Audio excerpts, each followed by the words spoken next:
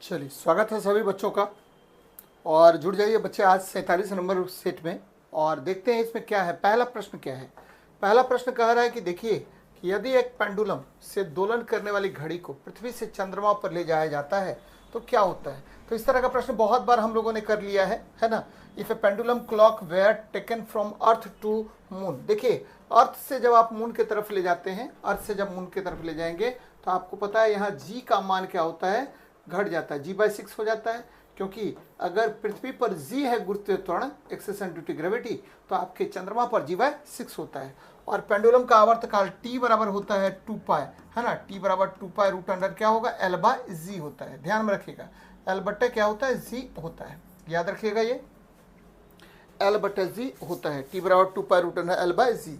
और ध्यान में रखना है कि ये अर्थ पर बात कर रहे हैं और यहाँ पर चूंकि g का वैल्यू g/6 हो गया है चंद्रमा पर, है ना। चंद्रमा पर क्या हो गया बच्चे मेरे, चंद्रमा पर आपका g का मान g/6 हो गया। तो जैसे ही g/6 हो गया, ठीक है, किसका, तो g का मान, तो भैया मेरे, ठीक है, g का मान यहाँ घट गया, है ना।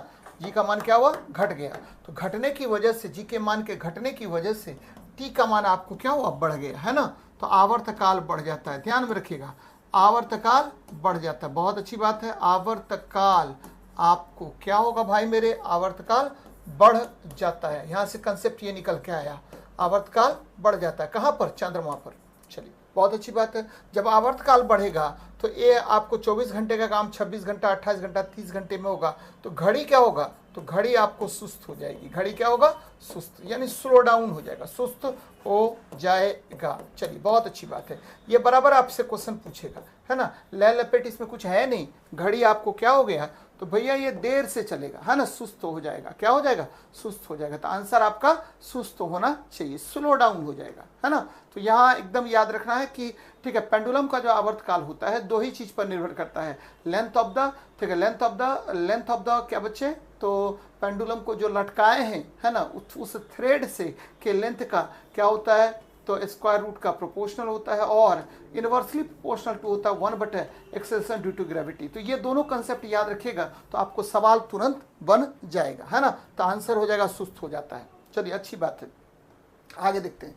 जब प्रकाश की तरंगे वायु से कांच में, आपको मैंने कई बार बता रखा है कि देखिए एक माध्यम से एक माध्यम, ये फर्स्ट मीडियम है और फर्स्ट मीडियम से सेकेंड मीडियम में अगर कोई तरंग जाएगा, फर्स्ट मीडियम से कहाँ जाएगा, तो सेकेंड मीडियम में अगर कोई तरंग जाता है, ये देखिए सेकेंड मीडियम है, इसमें अगर कोई तरंग जाएगा तो बदलेगा कौन, तो सब गुण बदल जाएगा, केवल एक गुण नहीं बदलता है, जिसको आप क्या कहते हैं, तो बच्चे आवृत्ति कहते हैं। यानी पहले माध्यम से जब कोई तरंग, ठीक है, दूसरे माध्यम में जाती है तो क्या होता है, तो भैया मेरे एकदम याद रखना है कि इससे अगर इसमें जाएगा तो सारा गुण बदल जाएगा, लेकिन क्या नहीं बदलेगा, तो भैया आवृत्ति नहीं बदलेगा। याद रखना है, ठीक है, ये आवृत्ति नहीं बदलता है। तो भाई, है ना, आपको तरंग के, है ना, तरंग के, चाहे कोई भी तरंग हो, तरंग के एक माध्यम से, तरंग के एक माध्यम से दूसरे में जाने पर, एक माध्यम से कहाँ जाने पर भाई मेरे, तो माध्यम से दूसरे में जाने पर, दूसरे में जाने पर क्या होता है, तो भैया एकदम याद रखना है, जाने पर। ये सामान्य सवाल है, बराबर आपसे कुछ क्वेश्चन पूछता है, तो जाने पर क्या क्या होगा, तो भैया चेंज कौन कौन होगा जाने पर, ठीक है। परिवर्तित राशि, है ना, आपको चेंज क्वांटिटी कौन कौन होगा, परिवर्तित राशि कौन सा होगा, तो भैया ये परिवर्तित राशि हो जाएगा, परिवर्तित राशि। ध्यान में रखिएगा, परिवर्तित राशि, ठीक है, आपको हो गया, है ना, कौन कौन, तो वेग हो गया, है ना, या चाल बोलिए, या आयाम बोलिए, एम्पलीट्यूड बोलते हैं, या आप ऊर्जा बोलिए, है ना, या आप तरंगदैर्घ्य बोलिए। और अपरिवर्तित राशि कौन हो गया, तो अपरिवर्तित राशि केवल और केवल कौन होता है, तो मैंने कह दिया है आपको, अपरिवर्तित राशि यानी आपको ये जो अनचेंज्ड क्वांटिटी होगा वह आवृत्ति होता है, फ्रीक्वेंसी होता है, आवृत्ति या फ्रीक्वेंसी होता है। तो यहाँ देखिए कह रहा है कि कौन से परिवर्त्य प्रभावित होंगे, तो भैया तरंगदैर्घ्य, ठीक है, आवृत्ति। देखिए यहाँ पर आवृत्ति प्रभावित नहीं होगा, वेग आवृत्ति है, आवृत्ति प्रभावित नहीं होता है, केवल तरंगदैर्घ्य तथा वेग, है ना, आयाम भी प्रभावित होगा। तो ये ध्यान में रखिएगा, बहुत अच्छी बात है, ठीक है, चलिए बहुत अच्छी बात है, बराबर आपको इस तरह का प्रश्न पूछता है। नेक्स्ट देखते हैं, कह रहा है एक पिंड कुल दूरी का आधा भाग v1 चाल से, देखिए बड़ा बराबर इस तरह का प्रश्न पूछता है और कई बार पूछा गया है, तो आपको मैंने कई बार बताया भी है इस तरह का प्रश्न का। देखिए ये कह रहा है कि आधी दूरी किससे, तो बच्चे आधी दूरी यानी d/2 किससे, तो ये v1 चाल से। दूसरी आधी दूरी क्या, d/2 किससे, तो v2 चाल से, है ना। तो आपको पता है कि ठीक है, मान लेते हैं यहाँ समय t1 लगा, यहाँ समय t2 लगा, कोई प्रॉब्लम नहीं है। तो बच्चे ठीक है, औसत चाल बराबर क्या होता है, तो औसत चाल बराबर होता है कुल दूरी अब बटा कुल समय होता है, कुल समय होता है। और समय यहाँ कितना है, तो t1 प्लस t2 है ना, ध्यान में रखिएगा t1 प्लस t2 है।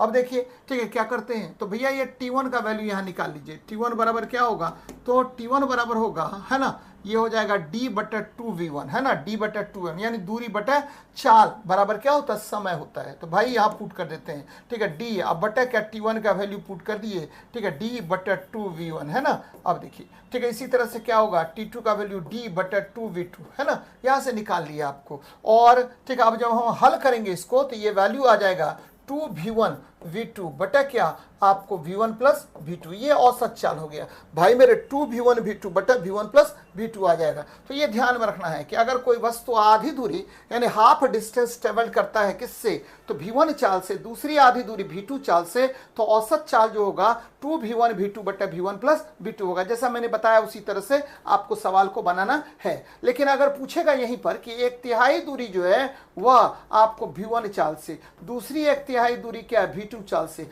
और तीसरी एक तिहाई दूरी क्या हुआ तो v3 चाल से चलता है, तो बताइए औसत चाल कितना होगा। तो भैया औसत चाल v एवरेज बराबर क्या हो जाएगा, तो 3v1v2 v3 आ गया, है ना, बटा क्या हुआ v1v2 अब प्लस क्या v2 v3 अब प्लस क्या v3 v1 होता है। तो ये बातें ध्यान में रखनी चाहिए आप लोगों को, बहुत अच्छी बात है। बराबर यहां से क्वेश्चन पूछा जाता है, ठीक है, आपको याद रखना है बच्चे। आंसर हो जाएगा इसका सी नंबर। चलिए जरा इस क्वेश्चन का आंसर बताइए। एक्स किरणों का उपयोग क्रिस्टल संरचना के अध्ययन के लिए किया जाता है। देखिए एक्स रेज का यूज जो है ना, हम लोग एक्स रेज का यूज किस में करते हैं, तो एक्स रेज का यूज करते हैं बच्चा रहे लोग, एकदम ध्यान में रखिएगा, क्रिस्टलोग्राफी में, एक्सरे क्रिस्टलोग्राफी में। क्यों करते हैं, तो भैया क्यों करते हैं, तो अब ऑप्शन पर आपको आंसर देना है। देखिए कौन बच्चा देता है, ऑप्शन पर आंसर देना है भाई मेरे, कौन बच्चा देता है, क्रिस्टलोग्राफी कहते हैं, कौन बच्चा देता है। देखिए यहाँ पर कौन बच्चा दे रहा है आंसर, है ना। चलिए पेपर 2 जूलॉजी,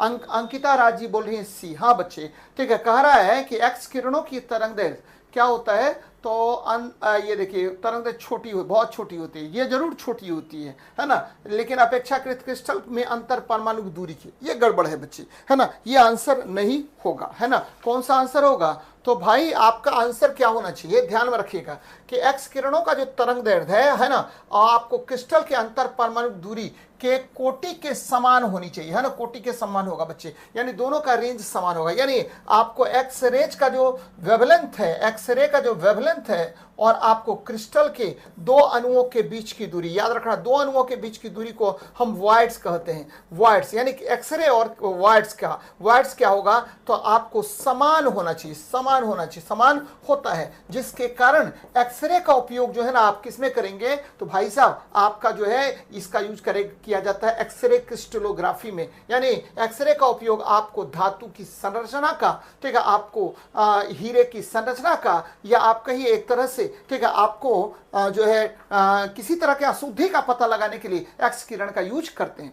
यहां पर 2-3 बातें और जान लेनी चाहिए आपको कि एक्स किरण की खोज किसने की बच्चा लोग, तो याद रखना है इसकी खोज की थी रोंटेजन ने किया था, ध्यान में रखिएगा, रोंटेजन, डब्ल्यू रोंटेजन ने किया था। और एक्स किरण का उत्पादन किस ट्यूब के द्वारा करते हैं, तो याद रखना है कि इसके लिए विल्सन क्लाउड चैम्बर या कुलीज ट्यूब का प्रयोग करते हैं, कुलीज ट्यूब का यूज करते हैं एक्सरे के प्रोडक्शन के लिए कुलीज ट्यूब का प्रयोग करते हैं। तो ये ध्यान में रखिएगा, बहुत अच्छा सवाल है, बराबर आपसे क्वेश्चन पूछेगा, महत्वपूर्ण है। आगे देखते हैं नेक्स्ट क्वेश्चन, देखिए क्या कह रहा है, कह रहा मनुष्य के नेत्र की रेटिना पर प्रतिबिंब कैसा बनता है। तो देखिए रेटिना जो है ना, रेटिना पर प्रतिबिंब का निर्माण होता है, आप सभी बच्चों को पता होगा कि रेटिना पर क्या बनता है, तो रेटिना पर प्रतिबिंब बनता है ना, प्रतिबिंब बनता है। इमेज का फॉर्मेशन कहां पर होगा, तो रेटिना पर प्रतिबिंब बनता है, आपको पता होगा कैसा बनता है, तो भैया ये बनता है उल्टा, है ना, कैसा बनेगा, उल्टा बनेगा। उल्टा को क्या बोलते हैं, इनवर्टेड बोलते हैं, इनवर्टेड बनता है। और कैसा बनेगा आपको छोटा बनेगा, याद रखना है। इन्वर्टेड बनेगा और कैसा बनेगा, तो भाई साहब आपका छोटा प्रतिबिंब बनता है। और कैसा बनेगा, ठीक है, उल्टा बनेगा, छोटा बनेगा और वास्तविक बनता है। रियल इमेज का फॉर्मेशन होता है, एकदम ध्यान में रखिएगा। रेटिना दो प्रकार के, ठीक है, आपको सेल्स का बना होता है, ये भी ध्यान में रखना है। रेटिना क्या बना हुआ है, तो दो प्रकार के सेल्स के बने होते हैं, एकदम याद रखिएगा। दो प्रकार के सेल्स से निर्मित होते हैं, सेल्स से निर्मित होते हैं। यानी our retina is made up of two types of sales.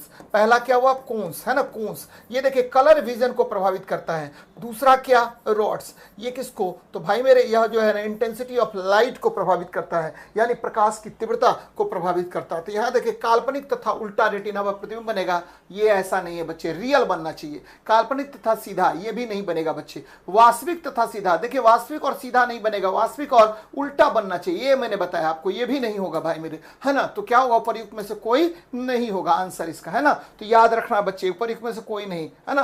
कैसा इमेज का फॉर्मेशन होता है, उल्टा, छोटा और वास्तविक, है ना। तो आंसर हो जाएगा ई नंबर। आगे देखते हैं, यहां देखिए सीमेंट के ग्राइंडिंग प्रक्रम के अंतर्गत क्लिंकर, है ना, क्लिंकर देखिए बच्चे, क्लिंकर यानी क्लिंकर मतलब क्या है, एडिंग जिप्सम टू द आपको sintered powder during the cement grinding process. क्या होता है, तो भाई आप सभी बच्चों को पता होगा कि जिप्सम जो है ना सर, जिप्सम का फॉर्मूला होता है क्या, तो CaSO4 × 2H2O होता है, ये ध्यान में रखिएगा। इसको जिप्सम कहते हैं, this is known as gypsum. और ये जो जिप्सम है ना, ये क्या करता है, तो बच्चे मेरे एकदम ध्यान में रखिएगा, जिप्सम क्या करेगा, तो यह सीमेंट के जमने की दर को, यह सीमेंट के जमने की दर को क्या करता है, सीमेंट के जमने की दर, है ना, जमने की दर को क्या करता है, तो बच्चे हाँ स्लो डाउन करता है, जमने की दर को स्लो डाउन करता है, यानी कम करता है, स्लो डाउन करता है, एकदम ध्यान में रखिएगा।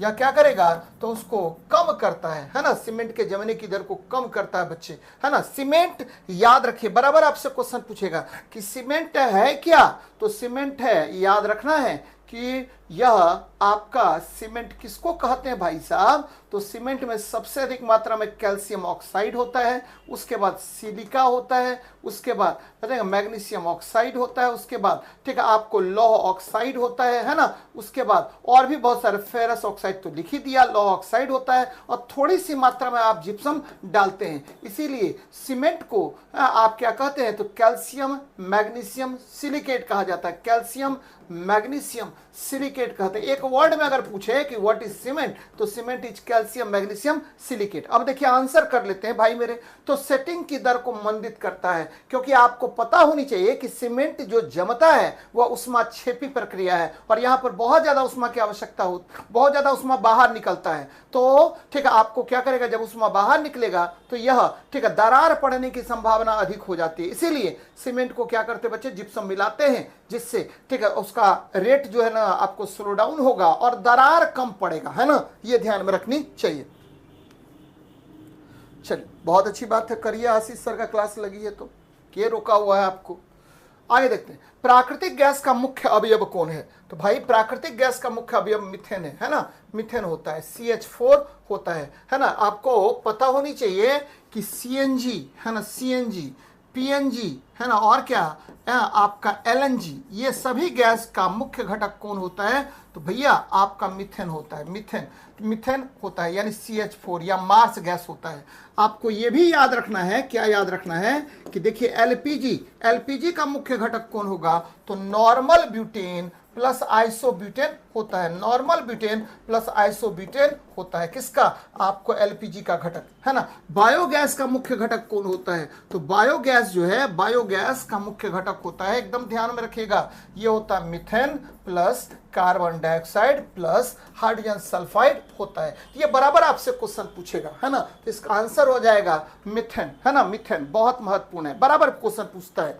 चलिए आगे देखते हैं, ओमेगा 3 किसका एक वर्ग है, इसका एक वर्ग है बच्चे। ओमेगा 3 जो है ना, ओमेगा 3 याद रखना है कि ओमेगा 3 आपको वसी अम्ल है, कौन सा अम्ल है, वसी अम्ल है, फैटी एसिड है, वसीय अम्ल होता है, और यह अनिवार्य वसीय अम्ल है, अनिवार्य वसीय अम्ल है, याद रखिएगा अनिवार्य वसीय अम्ल होता है। और यह आपको क्या करता है, अनिवार्य वसीय अम्ल है, और यह आपके मानसिक वृद्धि, शारीरिक वृद्धि के लिए बहुत आवश्यक है। और इसमें दो महत्वपूर्ण आपको अम्ल आते हैं ओमेगा 3 में, एक आता है लिनोलिक एसिड, दूसरा आता है लाइनोलिक एसिड। याद रखना बच्चे, लाइनोलिक एसिड आता है। ये दोनों अम्ल जो है वह आपके शरीर के वृद्धि के लिए आवश्यक होता है। इसीलिए ओमेगा 3 किसका एक वर्ग है, तो यह हो जाएगा एसेंशियल एमिनो एसिड। और ध्यान में रखना बच्चे, ठीक है, आपका लिनोलिक एसिड और लाइनोलिक एसिड होता है। जनरली देखिए विटामिन क्या है, तो विटामिन जो है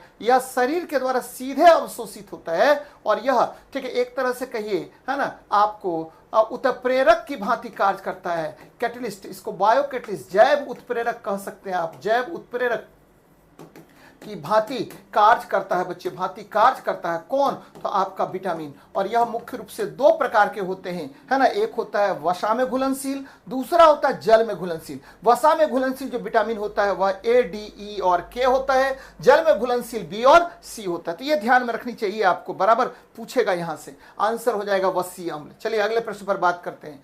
इस धातु के यौगिक, है ना, इस धातु के यौगिक कुछ शीशों तथा साबुन दोनों के घटक हैं। देखिए है ना, अगर आप साबुन की बात करें तो साबुन क्या है बच्चे, तो साबुन उच्च वसीय अम्ल का सोडियम या पोटेशियम सॉल्ट होता है। ध्यान में रखिए बच्चे, साबुन जब भी चर्चा करते हैं तो साबुन क्या होगा, तो आपको पता होनी चाहिए कि साबुन है, ठीक है, हायर फैटी एसिड का, ध्यान में रखिएगा, हायर फैटी एसिड का उच्च वसीय अम्ल बोलते हैं इसको, हायर फैटी एसिड का, एकदम ध्यान में रखना बच्चे, हायर फैटी एसिड का यह सोडियम या पोटेशियम सॉल्ट है, सोडियम या पोटेशियम सॉल्ट है ना, बहुत अच्छी बात है, सोडियम या पोटेशियम सॉल्ट होता है। कौन, तो आपका साबुन हायर फैटी एसिड का सोडियम या पोटेशियम सॉल्ट होता है, कोई दिक्कत नहीं है ना।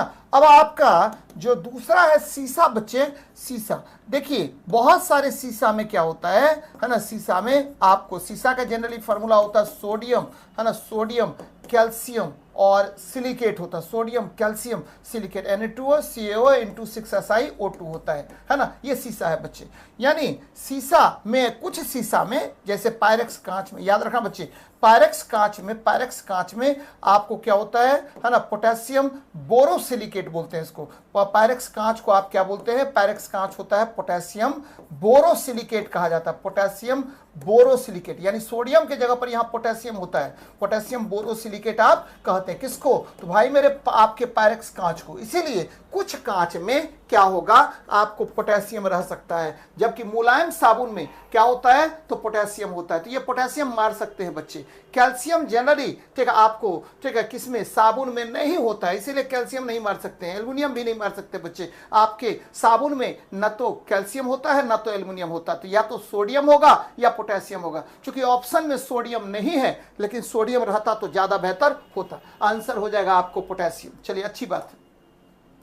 मिश्र धातु एल्युमिनियम ब्रॉन्ज, देखिए एल्युमिनियम ब्रॉन्ज को हम क्या कहते हैं, एल्युमिनियम ब्रॉन्ज आपको पता है, एल्युमिनियम ब्रॉन्ज को कहा जाता है, ध्यान में रखिए बच्चे, एल्युमिनियम ब्रॉन्ज, ठीक है, होता है। और इसको हम क्या कहते हैं, एल्युमिनियम ब्रॉन्ज को कहते हैं, क्या कहते हैं, तो रोल गोल्ड, याद रखना है, रोल गोल्ड कहा जाता है। और ये क्या होता है, तो ये देखिए एल्युमिनियम इसमें 10% होता है, 10% है ना, और कॉपर जो है इसमें 90% होता है। कहा जाता है कि रोल गोल्ड कहिए, और कृत्रिम सोना भी, कृत्रिम सोने जैसा आभूषण बनाने में इसी आपको एल्युमिनियम ब्रॉन्ज का यूज हम लोग करते हैं। तो एल्युमिनियम, देखिए एल्युमिनियम तो है ही है, कह रहा कि मिश्र तो एल्युमिनियम ब्रॉन्ज में उच्चतम अनुपात में उपस्थित, देखिए उच्चतम अनुपात में ये होता है, 90% की मात्रा में कौन होगा, कॉपर होगा। तो आप आंसर मारिएगा कॉपर बच्चे, ठीक है, ये अधिकतम मात्रा में होता है। और इसका उपयोग हम लोग किस में करते हैं, तो ध्यान में रखिएगा, इसका उपयोग कृत्रिम आभूषण के निर्माण में करते हैं। जरा इसका देखिए, ये टिन है बच्चे, टिन SN है, और टिन जो होता है इसकी परमाणु संख्या 50 है, और यह जो है ना आपको, है ना, आपको सोनरस मेटल है बच्चे। सबसे ज्यादा सोनरस मेटल कौन होता है, बराबर आपसे क्वेश्चन पूछेगा, तो ये क्या हुआ, आपका टिन होता है, सबसे ज्यादा सोनरस मेटल होता है। तो बहुत अच्छी बात है, आगे देखते हैं। अकार्बनिक यौगिकों से संश्लेषित प्रथम कार्बनिक यौगिक कौन था? तो आपको पता होनी चाहिए कि 1828 में एक वैज्ञानिक थे, नाम था वोहलर। 1828 में कौन थे? वोहलर थे। वोहलर ने आपको क्या किया भाई मेरे? वोहलर ने क्या किया? तो दो पदार्थों को हिट किया। कौन कौन? तो पोटेशियम सल्फेट K2SO4 इंटू क्या बच्चे? पोटेशियम सल्फेट और अमोनियम साइनेट को NH4, ठीक है, अमोनियम, तो पोटेशियम साइनेट और अमोनियम सल्फेट को इन्होंने गर्म किया। कौन कौन? तो पोटेशियम साइनेट 2KCNO प्लस क्या? अमोनियम सल्फेट को इन्होंने, ठीक है, गर्म किया बच्चे। हाँ, अभिक्रिया करवाया ये दोनों को, NH4 तो क्या बना? तो भैया ये बना 2NH4CNO, है ना, 2NH4CNO बन गया, है ना। अब प्लस K2SO4 बाहर निकल गया। पुनः ये जो अमोनियम साइनेट है, इसको पुनः आपको रीअरेंजमेंट बच्चे, ठीक है, पुनः आपको रीअरेंजमेंट होने के लिए छोड़ दिया गया। तो ये रीअरेंजमेंट हुआ और तब जाकर के आपको बना NH2CONS2 और यही आपका यूरिया है बच्चे। कौन सा है? यूरिया है। यानी पहला ऑर्गेनिक कंपाउंड कौन है? तो पहला ऑर्गेनिक कंपाउंड यूरिया है, ध्यान में रखिएगा। और किससे बना था? तो पोटेशियम साइनेट और अमोनियम सल्फेट की अभिक्रिया द्वारा आपको यूरिया का निर्माण किया गया था। किसने किया था? तो वोहलर ने किया था पहला। अब देखिए, यहां देखिए, आपको हैबर विधि द्वारा आप किसका निर्माण करते हैं? तो अमोनिया का। हैबर विधि द्वारा, हैबर प्रोसेस के द्वारा आप किसका निर्माण करते हैं? तो हैबर प्रोसेस के द्वारा आप निर्माण करते हैं, ठीक है, किसका बच्चे? तो आपका अमोनिया का निर्माण करते हैं। तो आपका आंसर यूरिया है। यूरिया का फॉर्मूला NH2CONS2 होता है। देखिए, नाइट्रिक अम्ल जो होता है वो HNO3 है और एक्वारेजिया का एक मुख्य भाग कौन होता है? तो नाइट्रिक अम्ल होता है। ये सब याद रखना है आपको। आगे देखिए, वुर्ज अभिक्रिया इसे प्राप्त करने हेतु होता है ना। Wurtz reaction is used to obtain. देखिए इसमें क्या होता है? वुर्ज रिएक्शन में हम दो एल्काइल हैलाइड्स लेते हैं, दो एल्काइल हैलाइड्स लेंगे और यहाँ देखिए दो सोडियम भी ले लेते हैं। सोडियम ले लीजिए और इसको एल्काइल हैलाइड से आप क्या कीजिए? रिएक्ट करवाइए बच्चे। एल्काइल हैलाइड से रिएक्ट करवाइए तो क्या होगा? ध्यान में रखना बच्चे कि ये जो है ना, ये आर आर आपस में जुड़ गया और ये बना लिया क्या बच्चे? तो आर आर एल्केन का निर्माण किया। आर आर जुड़ गया आपस में तो ये एल्केन बनाया। और ये देखिए, ये दोनों Cl और Na मिलकर के किसका निर्माण करेगा? तो सोडियम क्लोराइड का निर्माण करेगा। सोडियम क्लोराइड का निर्माण किया बच्चे। ये दोनों मिलकर के सोडियम क्लोराइड का निर्माण करता है। ध्यान में रखिएगा, सोडियम क्लोराइड का निर्माण करेगा, है ना। बहुत अच्छी बात है। किसका निर्माण करेगा? सोडियम क्लोराइड का निर्माण करेगा और ये एल्केन बन गया। तो ऊर्जा अभिक्रिया द्वारा आप किसकी प्राप्ति करते हैं? तो एल्केन की प्राप्ति करते हैं। और ये किससे बनता है? तो एल्काइल, ठीक है, एल्काइल हैलाइड से ये निर्मित होता है ना। अल्कोहल याद रखना बच्चे कि अल्कोहल जो है ना, इसका जो आपका ये ग्रुप है, फंक्शनल ग्रुप है, वह OH होता है और इसको आईपीए के नाम इसका हम एल्केनॉल कहते हैं। क्या कहते हैं? एल्केनॉल कहा जाता है इसको। तो ये ध्यान में रखनी चाहिए, बहुत अच्छी बात है। हाँ, डबल हो जाता है। तो ये बन गया आपको ऊर्जा रिएक्शन। तो यानी ऊर्जा रिएक्शन किसके निर्माण के लिए प्रयुक्त किया जाता है? तो एल्केन के निर्माण। यहाँ देखिए गलत लिखा हुआ है इंग्लिश में, एल्केन्स के निर्माण के लिए यूज करते हैं। एल्कीन से नहीं बच्चे, एल्केन्स के निर्माण के लिए यूज किया जाता है। अब देखिए, आप मेरे से पूछ सकते हैं सर ये आर क्या है? तो आर बराबर है आपको एल्काइल ग्रुप। कौन सा ग्रुप? तो एल्काइल ग्रुप होता है। आर बराबर एल्काइल ग्रुप होता है। और इसका फॉर्मूला क्या होता है? तो भैया इसका फॉर्मूला होता है CnH2n+1। CnH2n+1 एल्काइल का फार्मूला होता है। तो ये ध्यान में रखिएगा। आगे देखते हैं, कह रहा प्रकाश संश्लेषण तथा शोषण का सामान्य उत्पाद क्या है? बच्चे, प्रकाश संश्लेषण जो है फोटोसिंथेसिस, है ना, क्या होता है जरा उसको देख लेते हैं और रेस्पिरेशन भी देख लेते हैं। ध्यान दीजिएगा जरा, फोटोसिंथेसिस भी देख लीजिए और आप रेस्पिरेशन भी देख लीजिए। देखिए फोटोसिंथेसिस में क्या होता है? तो आपको कार्बन डाइऑक्साइड का स्थिरीकरण होता है, CO2 का स्थिरीकरण होता है। एकदम ध्यान में रखिएगा, स्थिरीकरण होता है। यानी आपका जो कार्बन डाइऑक्साइड है वो स्थिर होकर के ग्लूकोज का निर्माण करेगा। यानी कार्बन डाइऑक्साइड का स्थिरीकरण होता है किसमें? तो भाई मेरे आपका जो है फोटोसिंथेसिस में। यहां देखिए 6CO2 ले लीजिए प्लस आप ले लीजिए क्या बच्चे?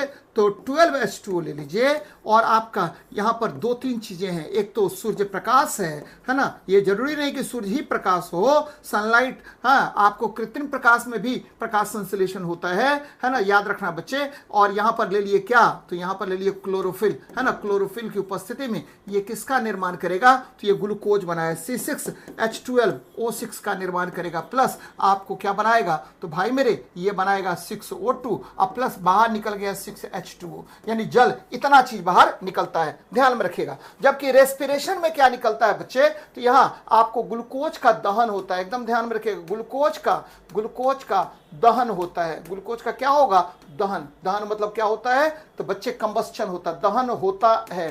किसका दहन होता है, तो भाई साहब आपके ग्लूकोज का दहन होता है। बहुत अच्छी बात है। अब देखिए ग्लूकोज ले लीजिए, C6H12O6 आपका ग्लूकोज है, और इसको ऑक्सीजन की उपस्थिति में, अगर वायवीय श्वसन है तो ऑक्सीजन की उपस्थिति में ये टूट करके किसका निर्माण करेगा, तो ये बना लेगा 6CO2, है ना, ध्यान रखिए बच्चे, 6CO2 प्लस क्या बनाया, तो 6H2O का निर्माण करेगा, और 38 ATP ऊर्जा यहां पर बाहर निकलता है। कितना ATP, तो बच्चे 38 ATP। ATP को क्या कहते हैं, तो एडिनोसिन ट्राइफॉस्फेट कहते हैं। तो प्रकाश संश्लेषण तथा श्वसन का देखिए एक कॉमन उत्पाद है ना, एक कॉमन उत्पाद है बच्चे। कौन है कॉमन उत्पाद, तो यहां देखिए जल जो है ना दोनों में आपको उत्पादित हो रहा है, तो आपका जल यहां पर मार दीजिए, जल जो है दोनों में उत्पादित होगा, यानी वाटर जो है दोनों में प्रोड्यूस होता है। तो ये ध्यान में रखिएगा, बड़ा महत्वपूर्ण है, बहुत इंपॉर्टेंट है। आगे देखते हैं, यह अंतःस्रावी ग्रंथि का भी उदाहरण है। भाई मेरे वृक्क जो है ये ग्रंथि है, ना कि आपको अंतःस्रावी ग्रंथि है, याद रखना। वृक्क जो है ना ये अंग है ना, ये क्या है, एक्सेरेटरी ऑर्गन है, याद रखना, एक्सेरेटरी ऑर्गन है, यानी उत्सर्जी अंग कहा जाता है। एक्सेरेटरी ऑर्गन आप कहते हैं किसको, तो आपका जो वृक्क होता है उसको एक्सेरेटरी ऑर्गन कहते हैं।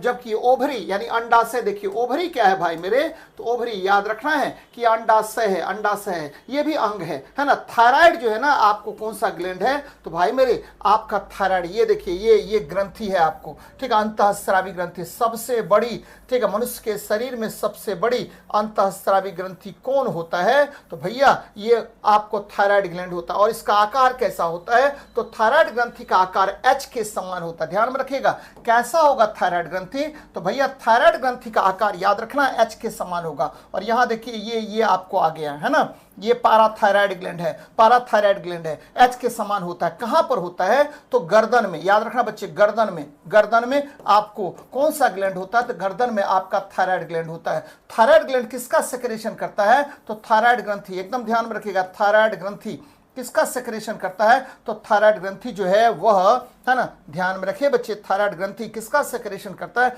तो थायरोक्सिन हार्मोन का सेक्रेशन करता है।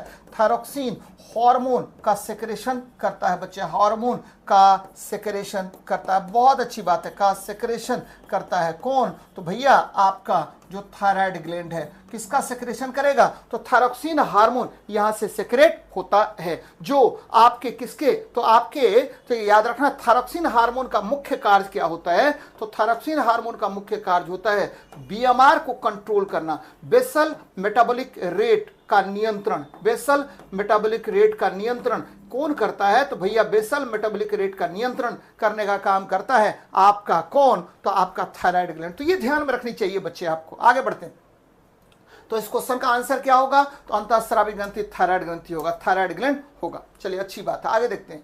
निम्न का कारण विषाणु है। भाई मेरे टेटनस जो है वह क्लोस्ट्रोडियम टिटेनी यानी जीवाणु के कारण होता है, जिसे जीवाणु का नाम क्लोस्ट्रोडियम टिटेनी है। और याद रखना है कि ये जो जीवाणु है क्लोस्ट्रोडियम टिटेनी, ठीक है, इसकी वजह से लॉक जॉ हो जाता है, यानी आपका जबड़ा बंद हो जाएगा, और काफी खतरनाक बीमारी है बच्चे, है ना। रेबीज जो है ना ये किससे, तो भाई मेरे यह जो है आपको विषाणु के कारण होता है, रेबडो वायरस के कारण। रेबडो वायरस या रिब वायरस भी कहते हैं, रेबडो वायरस कहिए, रेबडो वायरस की वजह से आपको कौन सा रोग होता है, तो भैया मेरे आपके रेबीज होता है जनरली, ठीक है। इसको रेबीज को आप क्या कहते हैं, तो हाइड्रोफोबिया भी कहा जाता है, हाइड्रोफोबिया यानी जल से डर कहा जाता है, जल से डर, है ना, कहा जाता है बच्चे रेबीज, है ना। अब देखिए, ठीक है, कुष्ठ रोग जो है ये किसकी वजह से होता है, तो माइकोबैक्टीरियम लिपरेई के कारण होता है। माइकोबैक्टीरियम लिपरेई के कारण कौन सा रोग होगा, तो माइकोबैक्टीरियम लिपरेई के कारण आपको कुष्ठ रोग होता है। और इसे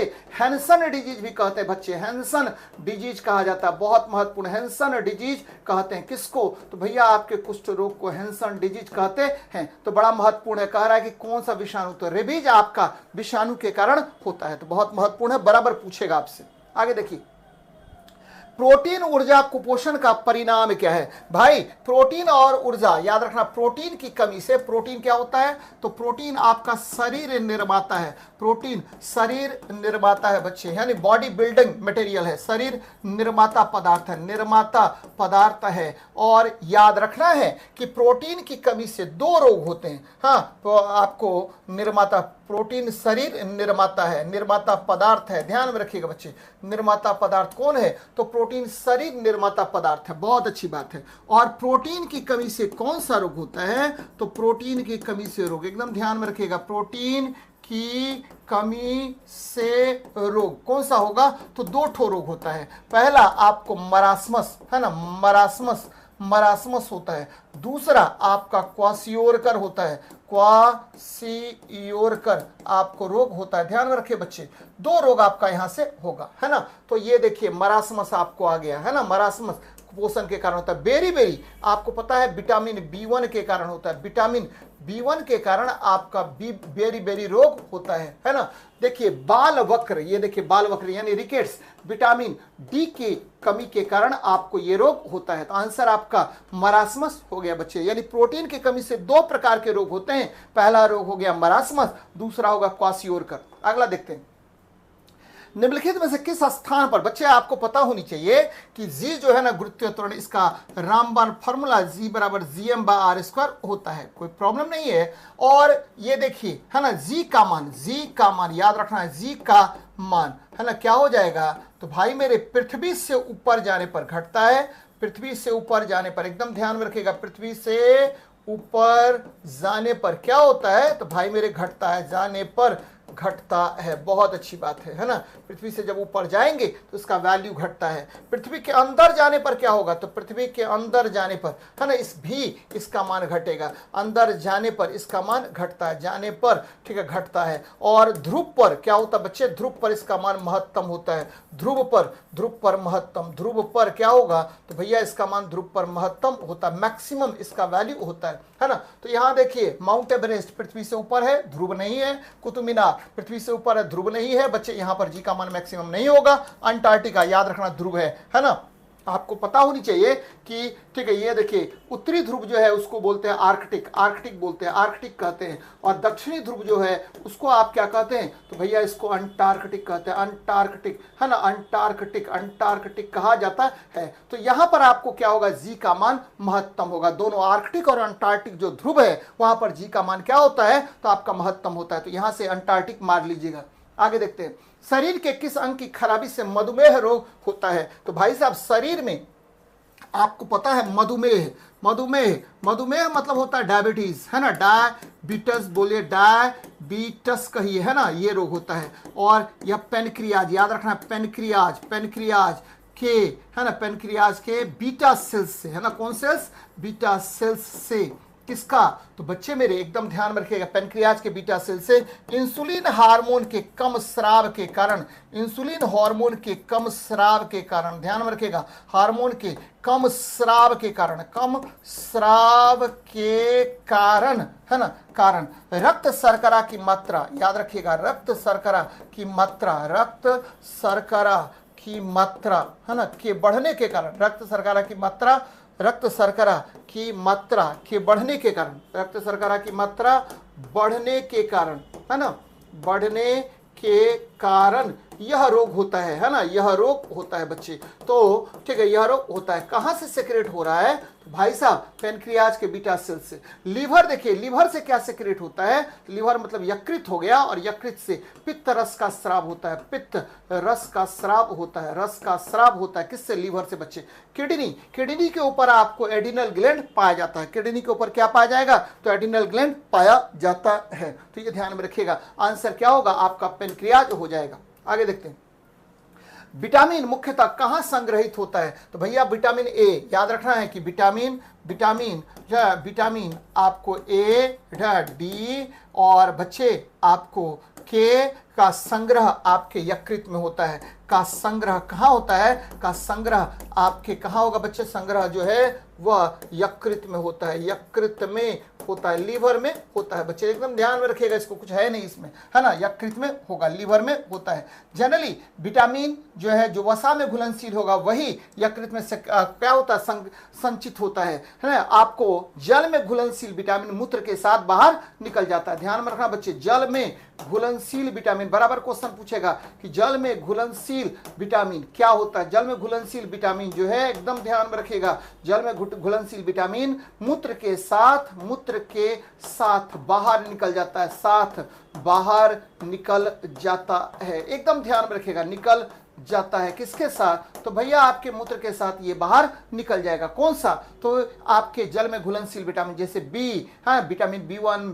ठीक है, विटामिन B1 सी, या विटामिन B2, फिर B3, B5, B6, हाँ, B7, B12, ये सब जो है ना आपको जल में घुलनशील होकर के, सी जल में घुलनशील होकर के मूत्र के साथ क्या होगा, बाहर निकल जाएगा। कौन आपके यकृत में संचित रहेगा, तो A, D और K संचित रहता है। तो ये बातें याद रखनी पड़ेगी आपको बच्चे। आगे देखते हैं, संवहनीय पौधे में जाइलम का प्राथमिक कार्य क्या होता है। देखिए जाइलम जो है ना, जाइलम आपको क्या होता है भैया, जाइलम जो है यह है क्या, तो जाइलम जो है याद रखिएगा, यह आपको कॉम्प्लेक्स परमानेंट टिश्यू है। कॉम्प्लेक्स परमानेंट टिश्यू होता है कौन, तो आपका जाइलम परमानेंट टिश्यू है बच्चे। कौन, तो आपका जाइलम है। जाइलम जो है यह आपका जटिल, ठीक है, अस्थायी उत्तक होता है। जाइलम याद रखना बच्चे कि यह एक दिशिक जल का प्रवाह करता है। एक दिशिक किसका किसका, तो एक दिशिक क्या बच्चे, जल एवं आयंस, है ना, जल एवं खनिज लवण, खनिज लवण किसके रूप में, तो जल और खनिज लवण आयंस के रूप में क्या करेगा, तो प्रवाहित करेगा, आयन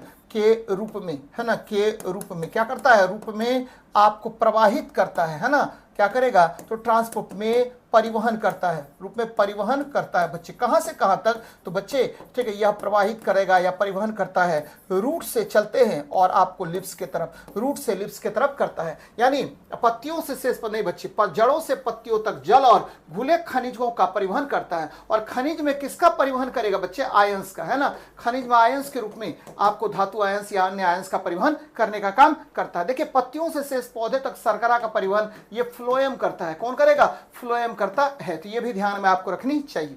आगे देखते हैं, ठीक है, अनुवांशिकी में जीन, बच्चे जीन मतलब क्या होता है, तो जीन जो है ना, एक्चुअली जीन का यहाँ पर एलील, एलिल्स आप कह सकते हैं, एलिल्स आप कह सकते हैं, एलिल्स आप कह सकते हैं बच्चे, ALLELES, एलिल्स कह सकते हैं। जीन एक्चुअली क्या है, तो यह कोडोन है ना, जीन क्या है, कोडोन है ना। फिर क्या है बच्चे, जीन जो है ना डीएनए से निर्मित होता है। जीन, डीएनए जो है ना जीन से निर्मित होता है। जीन याद रखना, डीएनए जो है ना वो जीन से निर्मित होता है।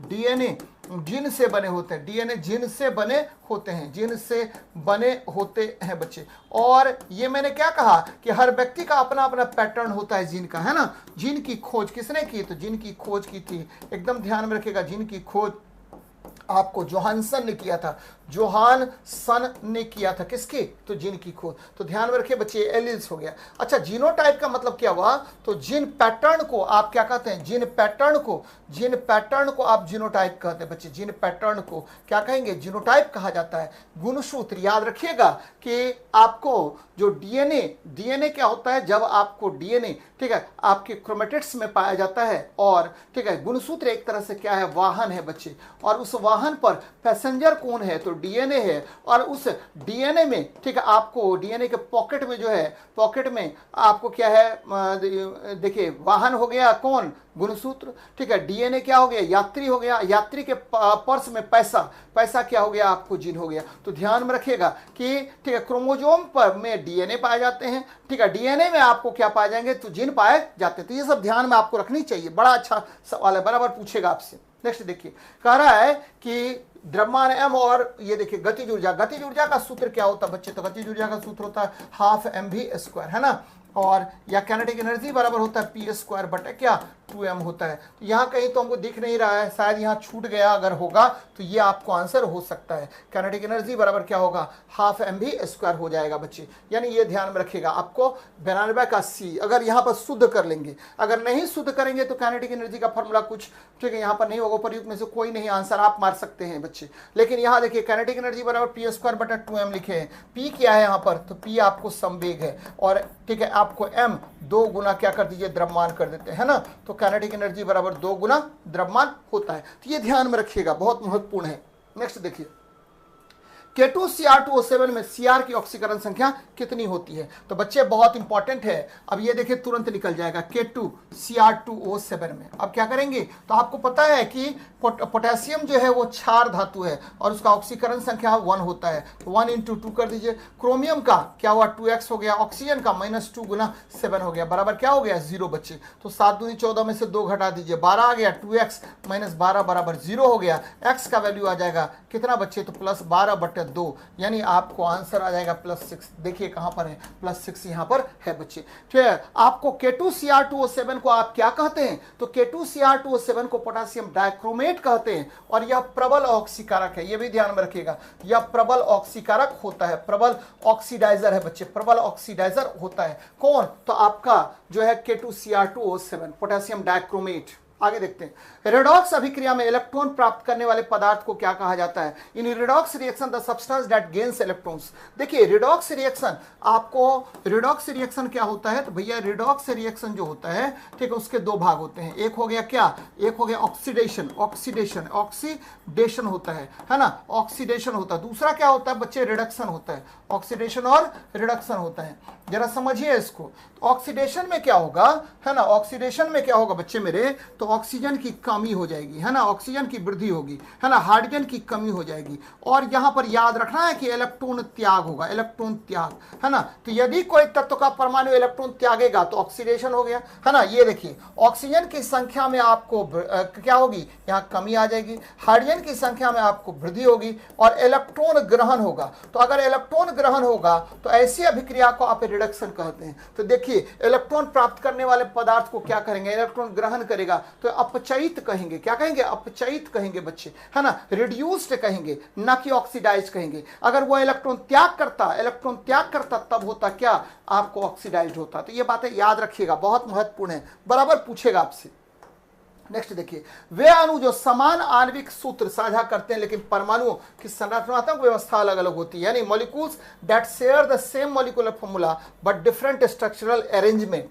ये क्या होता है, तो इसको बोलते हैं आइसोमेरिज में, याद रखना है, इसको क्या बोलते हैं, आइसोमर्स कहा जाता है। आइसोमर्स में क्या होता है, तो सेम मॉलिक्यूलर फॉर्मूला, याद रखना, सेम अणुसूत्र हो गया, सेम अणुसूत्र हो गया बच्चे, समान अणुसूत्र हो गया। लेकिन संरचना सूत्र क्या होगा, आपको संरचना सूत्र आपका क्या होगा, तो बच्चे ये भिन्न होगा, डिफरेंट होगा, भिन्न होगा। और एग्जाम्पल के तौर पर हम एग्जाम्पल एक ले लेते हैं, ये देखिए C2H6O है ना, ये देखिए इसका 2 कंपाउंड ले लीजिए, कौन कौन, तो एक ले लेते हैं CH3OCH3, इसको क्या बोलते हैं, तो डाई मिथाइल ईथर, और दूसरा हो गया इथाइल अल्कोहल। तो ये दोनों आपस में क्या हो गया, तो आइसोमर्स होते हैं। तो याद रखना है ये आइसोमर्स हो गया। आयन किसको कहते हैं, तो अगर कोई तत्व का परमाणु इलेक्ट्रॉन त्याग दिया, तो ये देखिए सोडियम आयन बना लिया। कोई तत्व का परमाणु इलेक्ट्रॉन त्याग दिया तो क्लोरीन आयन बना लिया। ये देखिए ग्रहण किया तो क्लोरीन आयन बना निगेटिव, और अगर त्याग किया तो धनात्मक आयन बनता है। अपरूप क्या होता है, तत्व के, ठीक है, एक ही तत्व के विभिन्न रूप बच्चे, एक ही तत्व के, है ना, आपको एक ही तत्व के विभिन्न रूप, है ना, के विभिन्न रूप। जैसे आप ले सकते हैं क्या बच्चे, कार्बन का जो बहुत सारा क्या होता है, अपरूप होता है, एक ही तत्व के विभिन्न रूप, है ना। जैसे कार्बन के आपको अलग अलग क्या होते हैं, अपरूप होते हैं। तो बहुत महत्वपूर्ण है, बराबर आपसे क्वेश्चन पूछेगा। तो आइसोमर्स हो गया। नेक्स्ट देखिए, बॉयल के नियम के अनुसार यदि आप किसी गैस का तापमान स्थिर रखते हैं तो उसका आयतन कम करते हैं तो दाब पर क्या प्रभाव पड़ेगा। देखिए बॉयल का नियम क्या कहता है, तो बच्चे बॉयल्स लॉ कहता है, देखिए एकदम सिंपल है। बॉयल्स लॉ कहता है कि देखिए आपका वॉल्यूम ऑफ द गैस जो है इनवर्सली प्रोपोर्शनल टू 1 प्रेशर होता है नियत तापमान पर। किस पर, तो नियत तापमान पर बच्चे। नियत तापमान पर क्या होगा, तो आपका volume inversely proportional to pressure होगा। अब देखिए क्वेश्चन क्या कह रहा है, क्वेश्चन कह रहा है कि आयतन कम करते हैं, आयतन को कम कर दीजिए तो प्रेशर का वैल्यू क्या होगा, बढ़ जाएगा। आयतन कम करने पर दाब बढ़ता है, आयतन कम करने पर, एकदम ध्यान में रखिएगा, आयतन कम करने पर क्या होगा, करने पर दाब बढ़ता है, दाब बढ़ता है बच्चे, दाब बढ़ता है। ये बड़ा अच्छी बात है, याद रखिएगा इसको, बड़ा मजेदार है बच्चे। आयतन अगर, ठीक है, घटेगा तो दाब का मान क्या होगा, आपको बढ़ जाएगा, है ना। तो ये देखिए यह बढ़ता है, यह क्या होगा, बढ़ता है। आगे देखते हैं, समजातीय अंगों की उपस्थिति इंगित करती है। तो भाई साहब समजातीय अंग जो है ना, आपको क्या था, प्रेजेंस ऑफ होमोलोगस ऑर्गेन्स, ये एक्चुअली डाइवर्जिंग इवोल्यूशन हो गया बच्चे। कौन सा इवोल्यूशन? डाइवर्जिंग इवोल्यूशन होता है, अपसारी विकास इसको कहते हैं, है ना। कौन सा विकास कहेंगे? तो अपसारी विकास कहेंगे। देखिए क्या होता है, ठीक है, कि अगर अंग का विकास, अपसारी विकास कहते किसको हैं, कि यदि अंग का विकास आपको क्या होगा, ध्यान में रखे बच्चे, यदि अंग का विकास, है ना, यदि, ठीक है, एक ही प्रकार के, है ना, एक ही प्रकार के, है ना, अंग का विकास जीवों में होता है, ध्यान में रखिएगा, विकास जीवों में होता है, लेकिन ठीक है आपको पर्यावरणीय दबाव के कारण उसके अलग अलग क्या हो जाएंगे बच्चे, कार्य हो जाएंगे। यदि एक ही प्रकार के अंग का विकास जीवों में होता है, लेकिन आपको किसके प्रभाव के बच्चे, लेकिन ठीक है आपको पर्यावरणीय प्रभाव के कारण, इन्वायरमेंटल, आपको किसके, तो पर्यावरणीय दबाव के कारण, दबाव के कारण, है ना, दबाव के कारण उसका कार्य जो है ना, उसका कार्य क्या होगा, भिन्न हो जाए, भिन्न हो बच्चे। ऑरिजिन सेम हो गया, लेकिन ठीक है पर्यावरणीय दबाव के कारण उसका क्या होगा, कार्य भिन्न हो गया, तो उसको आप कौन सा अंग बोलते हैं? तो भाई मेरे उसी को आप होमोलोगस ऑर्गेन्स कहते हैं। और ये कैसा विकास है? तो ये डाइवर्जेंट इवोल्यूशन है बच्चे, डाइवर्जेंट इवोल्यूशन है। तो ये ध्यान में रखिएगा, बड़ा मजेदार है। आगे देखते हैं, लेंज का नियम जो प्रेरित विद्युत धारा की दिशा का वर्णन करता है, कल भी मैंने पढ़ाया था। लेंज लॉ जो है ना, वह आपको एनर्जी कंजर्वेशन थ्योरी पर आधारित है, ध्यान में रखिएगा। लेंज लॉ किस पर बेस्ड है बच्चे? लेंज लॉ जो है वह आपका एनर्जी कंजर्वेशन पर आधारित है, ऊर्जा संरक्षण पर, एनर्जी कंजर्वेशन पर आधारित होता है ना, एनर्जी कंजर्वेशन पर आधारित है, एकदम ध्यान में रखिएगा बच्चे, आधारित है, यानी it is completely based on energy conservation theory. चलिए क्या कह रहा है, देखिए कह रहा है कि देखिए अगर ये कुंडली है, आप कुंडली से प्रवाहित आपको विद्युत धारा के परिमाण में आप परिवर्तन करेंगे, जिसके कारण चुंबकीय फ्लक्स में आपको परिवर्तन होगा, उसकी वजह से क्या होगा, तो बच्चे आपको एक प्रेरित धारा उत्पन्न होगी जो, ठीक है, जो उस कारण का विरोध करेगी जिसके कारण वह उत्पन्न हुआ है। यानी आपको E बराबर क्या हो गया, E मतलब इंड्यूस्ड, ठीक है, इंड्यूस्ड बच्चे इलेक्ट्रोमोटिव फोर्स, प्रेरित विद्युत वाहक बल, इंड्यूस्ड इलेक्ट्रोमोटिव फोर्स की बात कर रहे हैं, ठीक है, बराबर क्या हुआ, माइनस डी फाई, है ना, डी फाई बटा क्या हुआ, dt। यानी आपको चुंबकीय फ्लक्स में परिवर्तन की दर प्रेरित विद्युत वाहक बल के बराबर होता है, लेकिन भैया विपरीत दिशा में, कौन सा दिशा में, विपरीत दिशा में होगा। तो ये ऊर्जा संरक्षण पर आधारित है। और एक्चुअली लेंज का जो नियम है, ध्यान में रखिएगा, लेंज का जो नियम है यह फैराडे का, है ना, Faraday second law of electromagnetic induction है, याद रखिएगा, Faraday second law of EMI है बच्चे, electromagnetic induction, second law of क्या है, तो EMI है, इलेक्ट्रोमैग्नेटिक इंडक्शन होता है। तो ये बराबर आपसे क्वेश्चन पूछेगा, यानी फैराडे के द्वितीय विद्युत चुंबकीय प्रेरण का नियम को क्या कहते हैं, तो इसे लेंज का नियम भी कहते हैं। और लेंज का नियम बताता है कि ठीक उत्पन्न प्रेरित विद्युत वाहक बल उस कारण का विरोध करती है जिसके कारण वह उत्पन्न होता है। आगे देखते हैं, एक छोटे आयाम वाले सरल लोलक के लिए उसका आवर्तकाल, ठीक है, का दोलन सामान्यतः किसके द्वारा निर्धारित होता है? बच्चे आपको मैंने थोड़ी देर पहले बताया था कि देखिए, ठीक है, आपको आवर्तकाल जो है वह क्या होगा, दो ही चीज पर निर्भर करता है। एक, ठीक है, आपको किस पर बच्चे, लंबाई पर, है ना, आपको लोलक की लंबाई पर, ये देखिए लोलक की लंबाई पर निर्भर करेगा। और दूसरा किस पर निर्भर करेगा, तो आपके गुरुत्वीय त्वरण पर यह निर्भर करता है, गुरुत्वीय त्वरण पर यह निर्भर करता है, जी पर डिपेंड करता है ना। तो ध्यान में रखिएगा, T बराबर 2π√L/g। अगर कम से कम आयाम हो, जनरली कहा जाता है कि 5 डिग्री से कम अगर आयाम हो, तो लोलक का आवर्तकाल यह सीधे लंबाई पर निर्भर करेगा, दूसरा कोई फैक्टर है नहीं जिस पर वो निर्भर करेगा बच्चे। तो ध्यान में रखिएगा, तो केवल और केवल यहां लंबाई होगा या गुरुत्वीय त्वरण होगा, है ना। तो बहुत महत्वपूर्ण है, बराबर आपसे क्वेश्चन पूछेगा।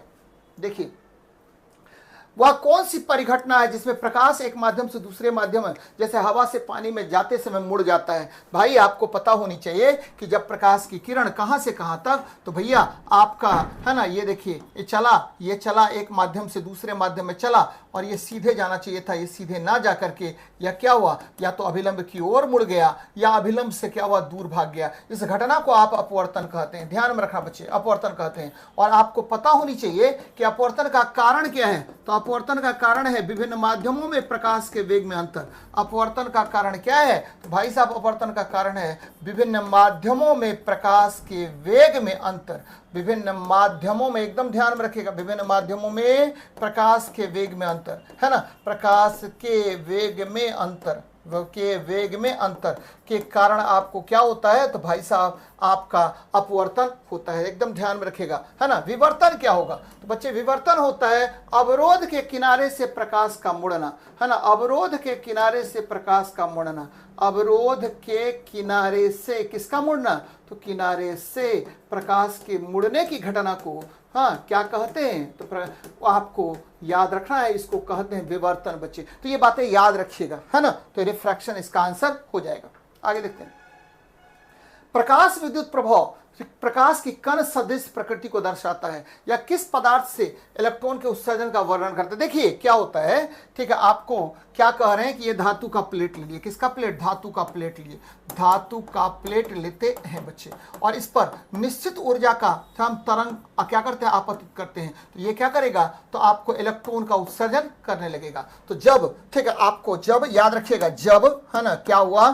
तो उच्च आवृत्ति, है ना, उच्च आवृत्ति विद्युत चुंबकीय विकिरण, याद रखिएगा, उच्च आवृत्ति का विद्युत चुंबकीय विकिरण या EMW, है ना, किस पर? तो धातु को आघात करता है, एकदम समझिएगा, धातु को आघात करता है ना। आपको उसको क्या करेगा? तो धातु को पर इंसिडेंट होगा, धातु को आघात करता है। तो यह धातु को आघात करता है, तो यह क्या करेगा? तो यह इलेक्ट्रॉन का उत्सर्जन करने तक लगता है। तो यह इलेक्ट्रॉन का उत्सर्जन करने लगता है ना। इसी प्रोसेस को आप क्या कहते हैं? हाँ, इसी प्रोसेस को आप कहते हैं, याद रखिएगा बच्चे, आपको फोटो इलेक्ट्रिक इफेक्ट कहते हैं। और फोटो इलेक्ट्रिक इफेक्ट कौन सा प्रभाव है? तो ठीक है, आपको याद रखिए, तरंग का कण गुण है, तरंग का कण गुण है, याद रखिएगा, तरंग का कण गुण होता है। तरंग का कण गुण कौन है? तो बच्चे तरंग का कण गुण है ना, याद रखना है, तरंग का कण गुण कौन है? तो photo electric effect, photo electric effect होता है।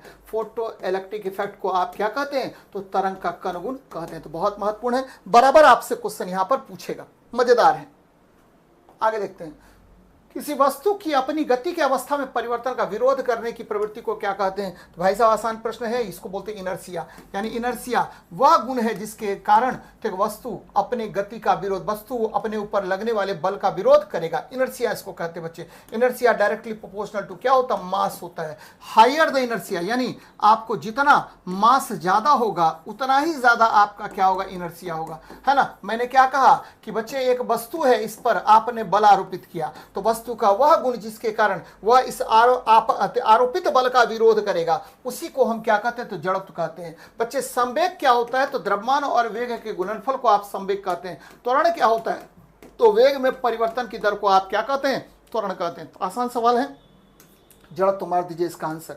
आगे देखते हैं। किसी ग्रह या तारे जैसे खगोलीय पिंड के गुरुत्वाकर्षण खिंचाव से मुक्त होने के लिए किसी वस्तु का न्यूनतम वेग, देखिए, the minimum speed of an object must reach to break free from the gravitational pull of celestial body such as a planet और स्टार। अच्छी बात है भाई, है ना। कोई वस्तु पृथ्वी के तल पर रखा हुआ है ना, और इसको इतना वेग दिया जाए कि यह अंतरिक्ष में चला जाए, और इस वेग को आप पलायन वेग कहते हैं। और पलायन वेग भी बराबर, पलायन वेग जो है यह क्या होता है बच्चे मेरे? तो पलायन वेग जो है, ध्यान में रखिएगा, पलायन वेग क्या होता है? एस्केप वेलोसिटी होता है, और इसका फॉर्मूला होता है √2 GM/R, या आप कह सकते हैं रूट, है ना, √2GR, है ना, √2GR होता है। या आप कह सकते हैं अगर कोई वस्तु कक्षीय वेग में है तो √2 × V0 भी आप क्या होगा बच्चे? इसके वेलोसिटी होता है। ये ध्यान में रखिएगा, ये पलायन वेग हो गया। यानी वस्तु का वह न्यूनतम वेग पलायन वेग कहलाता है जिससे किसी वस्तु को देने पर वह क्या होगा? तो पृथ्वी के गुरुत्वाकर्षण क्षेत्र या किसी भी खगोलीय पिंड के गुरुत्वाकर्षण क्षेत्र से बाहर चला जाएगा। उस वेग को आप क्या कहते हैं? उस वेग को आप एस्केप वेलोसिटी कहते हैं। बच्चे एस्केप वेलोसिटी, अगर हम पृथ्वी के केस की बात करें, v एस्केप वेलोसिटी यानी v अर्थ की बात करें तो कितना होगा, तो बच्चे ये हो जाता है ना आपको, ये हो जाता है 11.2 किलोमीटर पर सेकेंड, है ना, ध्यान में रखना है। अगर एस्केप वेलोसिटी ऑफ सन की बात करें तो वो कितना होगा, तो भैया ये होता है 42 किलोमीटर पर सेकेंड, लेकिन कोर का होता है 617 किलोमीटर पर सेकेंड। अगर भी मून की बात करें चंद्रमा की तो वो होता है 2.38 किलोमीटर पर सेकेंड होता है। तो बच्चे मेरे ये याद रखना है आपको, है ना। मुक्त पतन वेग क्या होता है, अगर कोई वस्तु स्वतंत्र रूप से ठीक है ऊंचाई से गिराया जाए तो गुरुत्वीय त्वरण से क्या होता है, पृथ्वी की ओर गिरता है। इसको बोलते हैं कौन सा वेग, तो फ्री फॉल वेलोसिटी बोलते हैं। सीमांत वेग किसको कहेंगे, तो भाई सीमांत वेग क्या होता है कि अगर किसी वस्तु को आपने द्रव में डुबोया है तो पहले वस्तु काफी तीव्र वेग से लेकिन तरल के परतों के घर्षण के कारण वह एक नियत वेग धारण करता है। इस वेग को आप क्या कहते हैं, तो टर्मिनल वेलोसिटी कहते हैं बच्चे, है ना, टर्मिनल वेलोसिटी कहते हैं। तो ये बड़ा इंपॉर्टेंट सवाल है बच्चे, तो याद रखनी है आपको। आगे देखते हैं, कारण द्रव्यमान m का एक पिंड भी वेग से दीवार से टकराता है। अच्छी बात है, द्रव्यमान m का पिंड जो है ना भी वेग से दीवार से टकरा गया, है ना, भी वेग से दीवार से टकरा गया। ये देखिए मान लेते हैं द्रव्यमान m, तो m भी हो गया इसका क्या, आपको m भी हो गया इसका क्या, तो ये प्रारंभिक संवेग बराबर क्या हुआ m भी। अब देखिए वापस लौट गया था, इसका अब संवेग क्या हुआ p2। p2 कितना होगा बच्चे, तो ये अपोजिट डायरेक्शन में, तो माइनस m भी आप कर सकते हैं। अब देखिए संवेग में परिवर्तन क्या होगा, तो भैया मेरे p2 माइनस क्या होता है, p1 होता है, p2 माइनस p1। अब देखिए p2 का वैल्यू कितना है, तो माइनस m भी माइनस क्या हुआ m भी बराबर क्या हुआ, तो माइनस 2m भी हो गया। यानी संवेग में परिवर्तन कितना होगा, तो माइनस 2m भी होगा बच्चे। तो ये ध्यान में रखनी चाहिए, बहुत इंपॉर्टेंट है, बराबर पूछेगा इस तरह का सवाल। नेक्स्ट देखिए, अल्फा कोशिका बीटा कोशिका। बच्चे अल्फा कोशिका देखिए पैनक्रियाज में, है ना, पैनक्रियाज में आपको ये कोशिकाएं पाई जाती हैं। पैनक्रियाज में कौन कौन, तो भाई मेरे 3 कोशिकाएं आपको पाई जाती हैं, अल्फा और ना उसके बाद बीटा, उसके बाद क्या डेल्टा या गामा, जो भी बोलिए डेल्टा या गामा।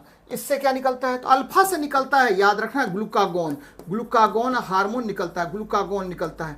बीटा से क्या निकलेगा, इंसुलिन निकलता है, इंसुलिन हार्मोन निकलता है। डेल्टा या गामा से सोमेटोस्टैटिन, सोमेटोस्टैटिन निकलता है बच्चे, सोमेटोस्टैटिन निकलेगा, है ना। तो ये देखिए अल्फा से क्या निकला भैया, ग्लूकागोन। बीटा से क्या निकला, तो बीटा कोशिका से निकला कौन, तो भैया मेरी इंसुलिन निकला। लिडिक कोशिका ये कहाँ होता है, तो भाई मेरे लिडिक कोशिका जो होती है, लिडिक कोशिकाएं, यह आपके, है ना, ये आपके टेस्टस में होता है, टेस्टस में होता है। टेस्टस में आपके क्या होता है, वृषण में आपको लिडिक कोशिकाएं होती हैं, वृषण में आपको लिडिक कोशिकाएं होती हैं। और यहां से क्या निकलेगा, तो टेस्टोस्टेरोन हार्मोन निकलता है। और सर्टोली कोशिकाएं से क्या निकलेगा, इनहिबिन हार्मोन का सेक्रेशन होता है। तो ये बातें ध्यान में रखिएगा, बहुत इंपॉर्टेंट है, बराबर आपसे क्वेश्चन इस प्रकार से पूछेगा और फंसाएगा आपको। तो फंसना नहीं है भाई मेरे, तो याद रखना है कि आपको है 1 का 3 नंबर हो गया, 1 का 3 नंबर, 1 का क्या हुआ, हाँ 2 नंबर, 1 का 2 नंबर, देखिए 1 का 2 नंबर, है ना। बी का 3 नंबर, तो बी का 3 नंबर, है ना। सी का 4 नंबर, तो सी का 4 नंबर, और डी का 1 नंबर हो गया। आंसर हो जाएगा कौन सा, तो बच्चे सी नंबर हो गया। चलिए नेक्स्ट देखते हैं, कह रहा है कि कौन सी संरचना मध्य कर्ण को फेरिंक्स से जोड़ता है। भाई मेरे मध्य कर्ण को फेरिंक्स से, है ना, मध्य कर्ण को फेरिंक्स से जोड़ने का काम यूचेसियन ट्यूब करेगा, है ना, यूचेसियन ट्यूब करेगा, ध्यान में रखना, यूचेसियन ट्यूब करता है। ये देखिए आपका जो कर्ण है, इसका ये वाला भाग क्या होता है, इसको बोलते हैं पिन्ना, है ना। अंदर वाला संरचना क्या होता है, ये यूचेसियन ट्यूब होता है ना। ये देखिए ये पिन्ना है बच्चे, कर्ण का बाहर वाला भाग जो है उसको पिन्ना कहा जाता है। और जैसे ही अंदर प्रवेश करेंगे तो आपको क्या होगा, तो इसको बोलते हैं क्या, ध्यान में रखिए बच्चे, यूचेसियन ट्यूब कहते हैं, यूचेसियन ट्यूब कहा जाता है। और यहाँ पर 3 हड्डियां पाई जाती हैं, है ना, कौन कौन, तो भैया सबसे पहले होता है मेलस, उसके बाद होता है इनकस, उसके बाद होता है स्टेप्स बच्चे, है ना। तो ये 3 हड्डियां होती हैं। और यहाँ पर आपको कोचिला पाया जाता है ना, ये कोचिला पाया जाएगा बच्चे, जो क्या करता है, तो ठीक है सेंसेशन को ग्रहण करता है और फिर वह आपको ठीक है जो है मस्तिष्क तक पहुंचाने का काम करता है। यहीं पर आपको क्या होता है, ऑप्टिक, यहीं पर आपको क्या होता है, नर्व्स होते हैं, जो नर्व्स क्या करेगा, तो इंपॉर्टेंट इंफॉर्मेशन को कहाँ तक पहुंचाएगा, सुनने की क्षमता को कहां तक पहुंचाएगा, तो आपके ठीक है मस्तिष्क तक पहुंचाने का काम करता है। तो कर्णगुहा को फेरिंक्स या ग्रसनी से जोड़ने का काम कौन करेगा, तो यूचेसियन ट्यूब करता है बच्चे, यूचेसियन ट्यूब करता है। तो बड़ी महत्वपूर्ण बातें हैं, है ना। आपको कितनी हड्डियां पाई जाती है कान में, तो 3, कौन कौन, तो मेलस, इनकस और स्टेप्स पाया जाता है। चलिए निम्नलिखित में से किस हार्मोन का निष्कासन मासिक धर्म का तत्कालिक कारण है। भाई मासिक धर्म का तत्कालिक कारण कौन होता है, एस्ट्रोजेन, ठीक है, एफएसएच और प्रोजेस्टेरोन। बच्चे मासिक धर्म तुरंत स्टार्ट होगा, मासिक धर्म का तुरंत का कारण कौन हो गया, याद रखना है कि यह होता प्रोजेस्टेरोन, है ना, प्रोजेस्टेरोन होता है ना, ध्यान में रखिए बच्चे, ठीक है। इसका मात्रा अगर बढ़ गया तो आपको मासिक धर्म क्या होगा का तत्कालिक कारण कौन हो गया, तो प्रोजेस्टेरोन होता है। ऐसे फीमेल सेक्स हार्मोन में, याद रखना बच्चे, फीमेल सेक्स हार्मोन में, सेक्स हार्मोन में कौन कौन होता है, तो 3 हार्मोन होता है बच्चे। फीमेल सेक्स हार्मोन में आप कितने हार्मोन को लेते हैं, तो फीमेल सेक्स हार्मोन में 3 हार्मोन को आप लेते हैं बच्चे। कौन कौन, तो पहला लेते हैं क्या, ध्यान में रखिएगा, प्रोजेस्टेरोन लेते हैं, है ना, प्रोजेस्टेरोन। ये गर्भाशय को तैयार करता है मासिक धर्म के समय में, ये बड़ा इंपॉर्टेंट हार्मोन हो जाता है। उसके बाद एस्ट्रोजेन बच्चे, और ठीक है, गर्भ जब धारण हो जाता है तब आपको एक और हार्मोन का बड़ा काम होता है, रिलैक्सिन का, है ना, जो योनि के मार्ग को फैलाने का काम करता है और काफी ज्यादा प्रभावशाली होता है जब आपको प्रेगनेंसी का समय आता है। ऐसे प्रेगनेंसी हार्मोन किसको बोलते हैं, तो भैया मेरे प्रेगनेंसी हार्मोन ऑक्सीटोसिन को बोलते हैं। प्रेगनेंसी हार्मोन किसको कहा जाता है, तो प्रेगनेंसी हार्मोन जो है आपको याद रखना है बच्चे, ये कहते हैं, है ना, किसको, तो भैया मेरे प्रेगनेंसी हार्मोन कहते हैं ऑक्सीटोसिन को। ऑक्सीटोसिन को प्रेगनेंसी हार्मोन कहा जाता है, तो ये बड़ा इंपॉर्टेंट है, बराबर पूछता है। अब देखिए, ठीक है, एफएसएच जो है ना फॉलिकल स्टिमुलेटिंग हार्मोन है, और यह जो है ना पिट्यूटरी ग्लैंड से सेक्रेट होता है, और यह फॉलिकल्स को यानी ओभा को या फॉलिकल्स को क्या करता है, स्टिमुलेट करता है बच्चे, फॉलिकल्स को स्टिमुलेट करता है, और यही से ओभा का सेक्रेशन होना प्रारंभ होता है। तो ये बातें याद रखनी है आपको, है ना। चलिए अगली बात करते हैं, तो आंसर प्रोजेस्टेरोन होगा। पराग कणों का स्त्री केसर से वर्तिका, बच्चे बड़ा अच्छा सवाल है ना। आपको पोलन ग्रेन जो है, पोलन ग्रेन कहां से कहां तक, तो भैया पोलन ग्रेन जो है जब आपके स्टेमेन से, ध्यान में रखिएगा, हाँ, आपको स्टिग्मा ऑफ द पिस्टल, तो क्या होगा, ट्रांसफर जो होता है स्टिग्मा से स्टाइल तक, याद रखना है कि स्टिग्मा से आपको स्टाइल तक जब ये ट्रांसफर होता है तो इस पूरी प्रक्रिया को आप क्या कहते हैं, तो पॉलिनेशन कहा जाता है। वर्तिका से वर्तिकाग्र तक ये ट्रांसफर जब होगा तो उसी को कहते हैं पॉलिनेशन। याद रखना बच्चे, पॉलिनेशन कहा जाता है, परागन कहा जाता है। और ये परागन के बहुत सारे एजेंट होते हैं। कौन कौन सा एजेंट होता है परागन के, तो परागन का जो एजेंट होता है बहुत सारे एजेंट होते हैं। पहला जो एजेंट होता है बच्चे उसको क्या कहते हैं, तो परागन का प्रमुख एजेंट होता है जैसे जल बच्चे, है ना, जल। आपको इसको क्या कहते हैं, जल से अगर परागन होगा तो हाइड्रोफिली कहा जाएगा, हाइड्रोफिली कहा जाता है, हाइड्रोफिली कहते हैं बच्चे, जल से परागन, है ना। अब आपको अगर जानवर से परागन होगा, जानवर की सहायता से अगर परागन होगा तो याद रखना इसको बोलते हैं क्या, तो ध्यान में रखिए बच्चे, जूफिली, जूफिली कहा जाता है। अगर हवा के थ्रू परागन होगा, हवा के थ्रू अगर परागन होगा, तो हवा द्वारा अगर परागन होगा तो ध्यान में रखिएगा इसको बोलते हैं एनिमोफिली, एनिमोफिली कहा जाता है। बच्चे ये सब ध्यान में रखिएगा, बराबर आपसे क्वेश्चन पूछेगा। तो ये प्रक्रिया क्या कहलाएगा, परागन कहलाएगा, ये निषेचन नहीं कहलाएगा, इसको हम परागन कहते हैं। बड़ा इंपॉर्टेंट है बच्चे, पॉलिनेशन कहते हैं। आगे देखिए, ठीक है, समुद्र में पाए जाने वाले लाल शैवाल के समूह को तो कौन सा नाम दिया जाता है, तो बच्चे लाल शैवाल, याद रखिएगा, लिमिनेरिया जो है ना ये भूरा शैवाल है ना। क्लेमा पॉलीसिफोनिया, पॉलीसिफोनिया कहा जाता है बच्चे, है ना। क्लेमाइडोमोनस, याद रखिएगा कि पॉलीसिफोनिया कहा जाता है, पॉलीसिफोनिया कहते हैं इसको। कौन सा कहते हैं बच्चे, तो पॉलीसिफोनिया कहते हैं, लाल शैवाल। जनरली लाल शैवाल में कौन कौन आता है, तो भाई साहब आपको ध्यान में रखना है कि लाल शैवाल में, ठीक है, 3-4 चीजें आएंगी जो आपको रेगुलर एग्जाम में पूछेगा बच्चे। जैसे, ठीक है, आपको ग्रेसिलेरिया, बार बार क्वेश्चन पूछेगा, ग्रेसिलेरिया आप पढ़े भी होंगे कि ग्रेसिलेरिया जो है ना, आपको जेलिडियम, ये दोनों जो है ना, अगर, हाँ, जेलिडियम बच्चे, जेलिडियम, ये दोनों क्या होगा, तो अगर के निर्माण में सबसे ज्यादा उपयोगी है, अगर के निर्माण में उपयोगी है बच्चे, अगर, है ना, अगर। और आपको ये भी ध्यान में रखना चाहिए कि आपका सार्गेसम सागर जो है वहां पर लाल शैवाल ही प्रचुर मात्रा में पाई जाती है। लिमनेरिया जो है ये भूरा शैवाल है बच्चे, लिमनेरिया, ये कौन सा शैवाल होगा, लिमनेरिया, ये आपको भूरा शैवाल होता है, भूरा, ब्राउन अलगी होता है, ब्राउन अलगी होता है, एकदम ध्यान में रखिएगा, ब्राउन अलगी होगा। और इसका सबसे ज्यादा उपयोग हम लोग किसमें करेंगे, ब्राउन अलगी होता है। और ठीक है, आपको याद होगा कि ये हाईएस्ट सोर्स ऑफ आयोडीन है, हाईएस्ट सोर्स ऑफ क्या है, आयोडीन है बच्चे, सोर्स ऑफ आयोडीन होता है, आयोडीन होता है कौन, तो आपका लिमनेरिया आयोडीन होता है। ये ध्यान में रखिएगा, बराबर आपसे क्वेश्चन पूछेगा कि सबसे बड़ा स्रोत कौन होगा, तो आयोडीन का लिमनेरिया होता है, तो ये ब्राउन अलगी है। तो ये सब ध्यान में रखना बच्चे, पॉलीसिफोनिया हो गया। आगे देखते हैं, ठीक है, कह रहा है कि कार्बन मोनोऑक्साइड एक वायु प्रदूषक क्यों है ना। कार्बन मोनोऑक्साइड जो है वायु प्रदूषक क्यों है बच्चे, सीओ जो है इसकी बंधुता इसकी बंधुता है ना, इसकी बंधुता किसके साथ, तो बंधुता हेमोग्लोबिन के साथ अत्यधिक है, हेमोग्लोबिन बंधुता हेमोग्लोबिन के साथ अत्यधिक है, एकदम ध्यान में रखिएगा, किसके साथ, तो इसकी बंधुता हेमोग्लोबिन के साथ अत्यधिक है, हेमोग्लोबिन के साथ क्या है, के साथ अत्यधिक है ना, अत्यधिक है बच्चे, बहुत ज्यादा प्रचुर मात्रा में इसका अत्यधिक है ना। ये तुरंत जो है ना आपको ऑक्सीजन की तुलना में, ठीक है, आपके कितने, तो 200 गुना ज्यादा तीव्रता से या आपको कार्बन मोनोऑक्साइड से अभिक्रिया कर हेमोग्लोबिन क्या करेगा, तो कार्बोक्सी हेमोग्लोबिन बना लेगा, जिसके कारण क्या होगा कि यह ऑक्सीजन के वहन की क्षमता को घटा देता है, क्योंकि यह रक्त के ऑक्सीजन ले जाने की क्षमता को कम कर देता है ना बच्चे। इसीलिए यह क्या है, पॉइजनस गैस होता है, ध्यान में रखिएगा। यानी ऑक्सीजन की तुलना में यह 200 गुना ज्यादा तीव्रता से, ठीक है, किससे अभिक्रिया करेगा, 200 या 300 कह सकते हैं गुना ज्यादा तीव्रता से,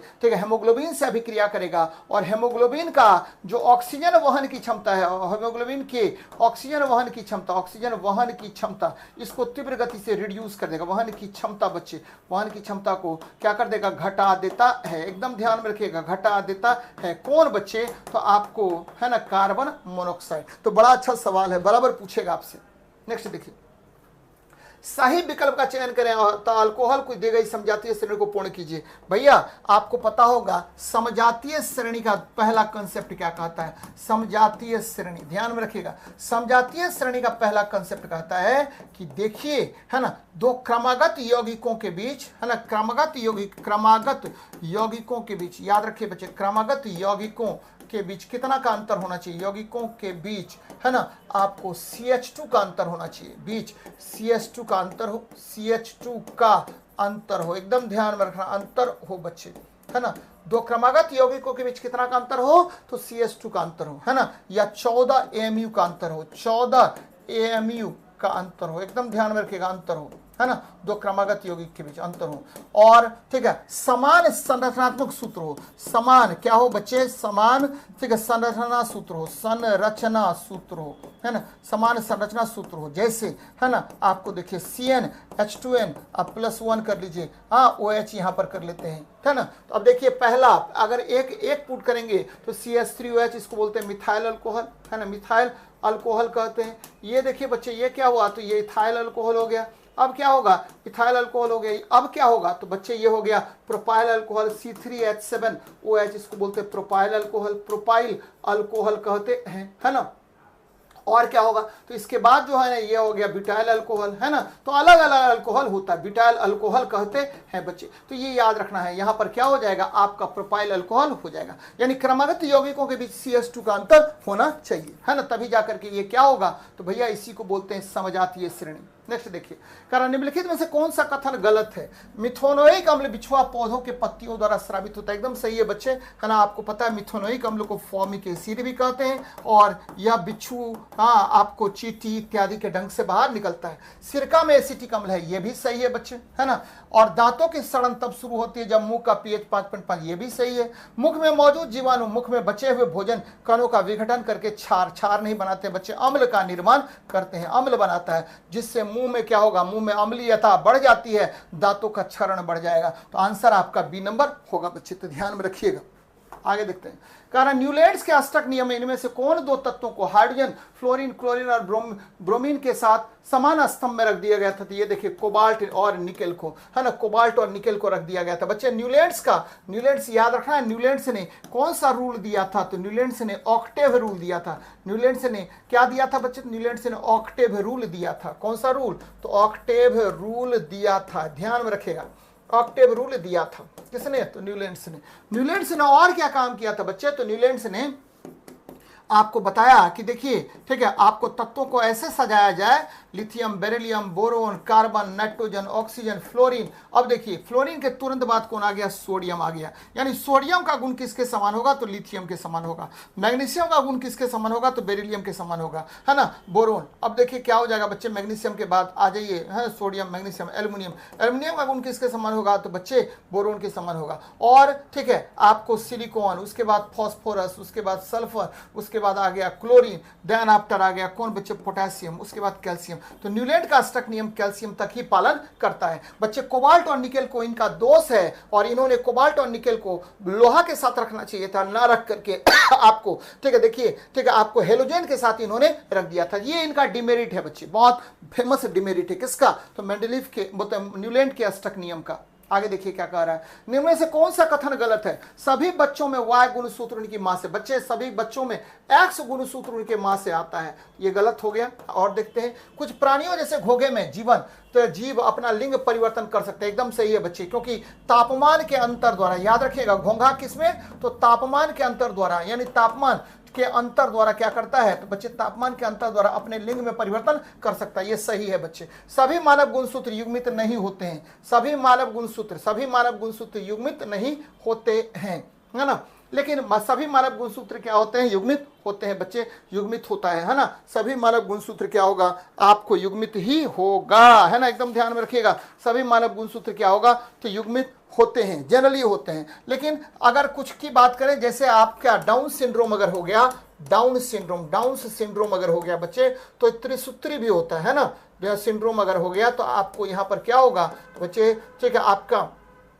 21वां गुणसूत्र त्रिसूत्री, 21वां गुणसूत्र क्या हो जाएगा, त्रिसूत्री हो जाता है, त्रिसूत्री हो जाता है। तो ऐसा जरूरी नहीं है कि सभी गुणसूत्र क्या हो, युग्मित ही हो, है ना, ध्यान में रखिए बच्चे। इसीलिए गलती कौन सा हो गया, तो आपका ए नंबर गलती हो गया, गलत हो गया बच्चे, याद रखना है, ठीक है।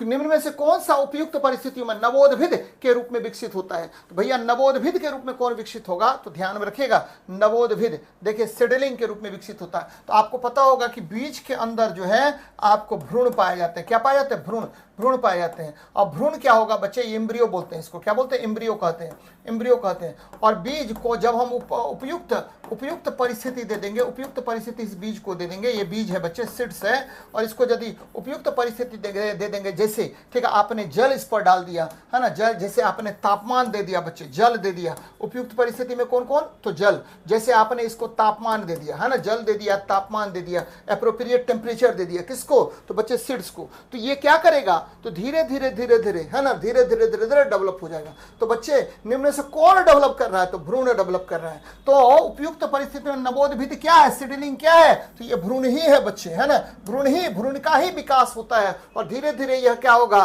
तो आपको पूरे बीज का निर्माण कर लेगा बच्चे, पूरा जो है ना पेड़ का निर्माण कर लेगा, पूरे पौधे का निर्माण कर लेगा। तो आपका आंसर क्या होगा, भ्रूण होगा।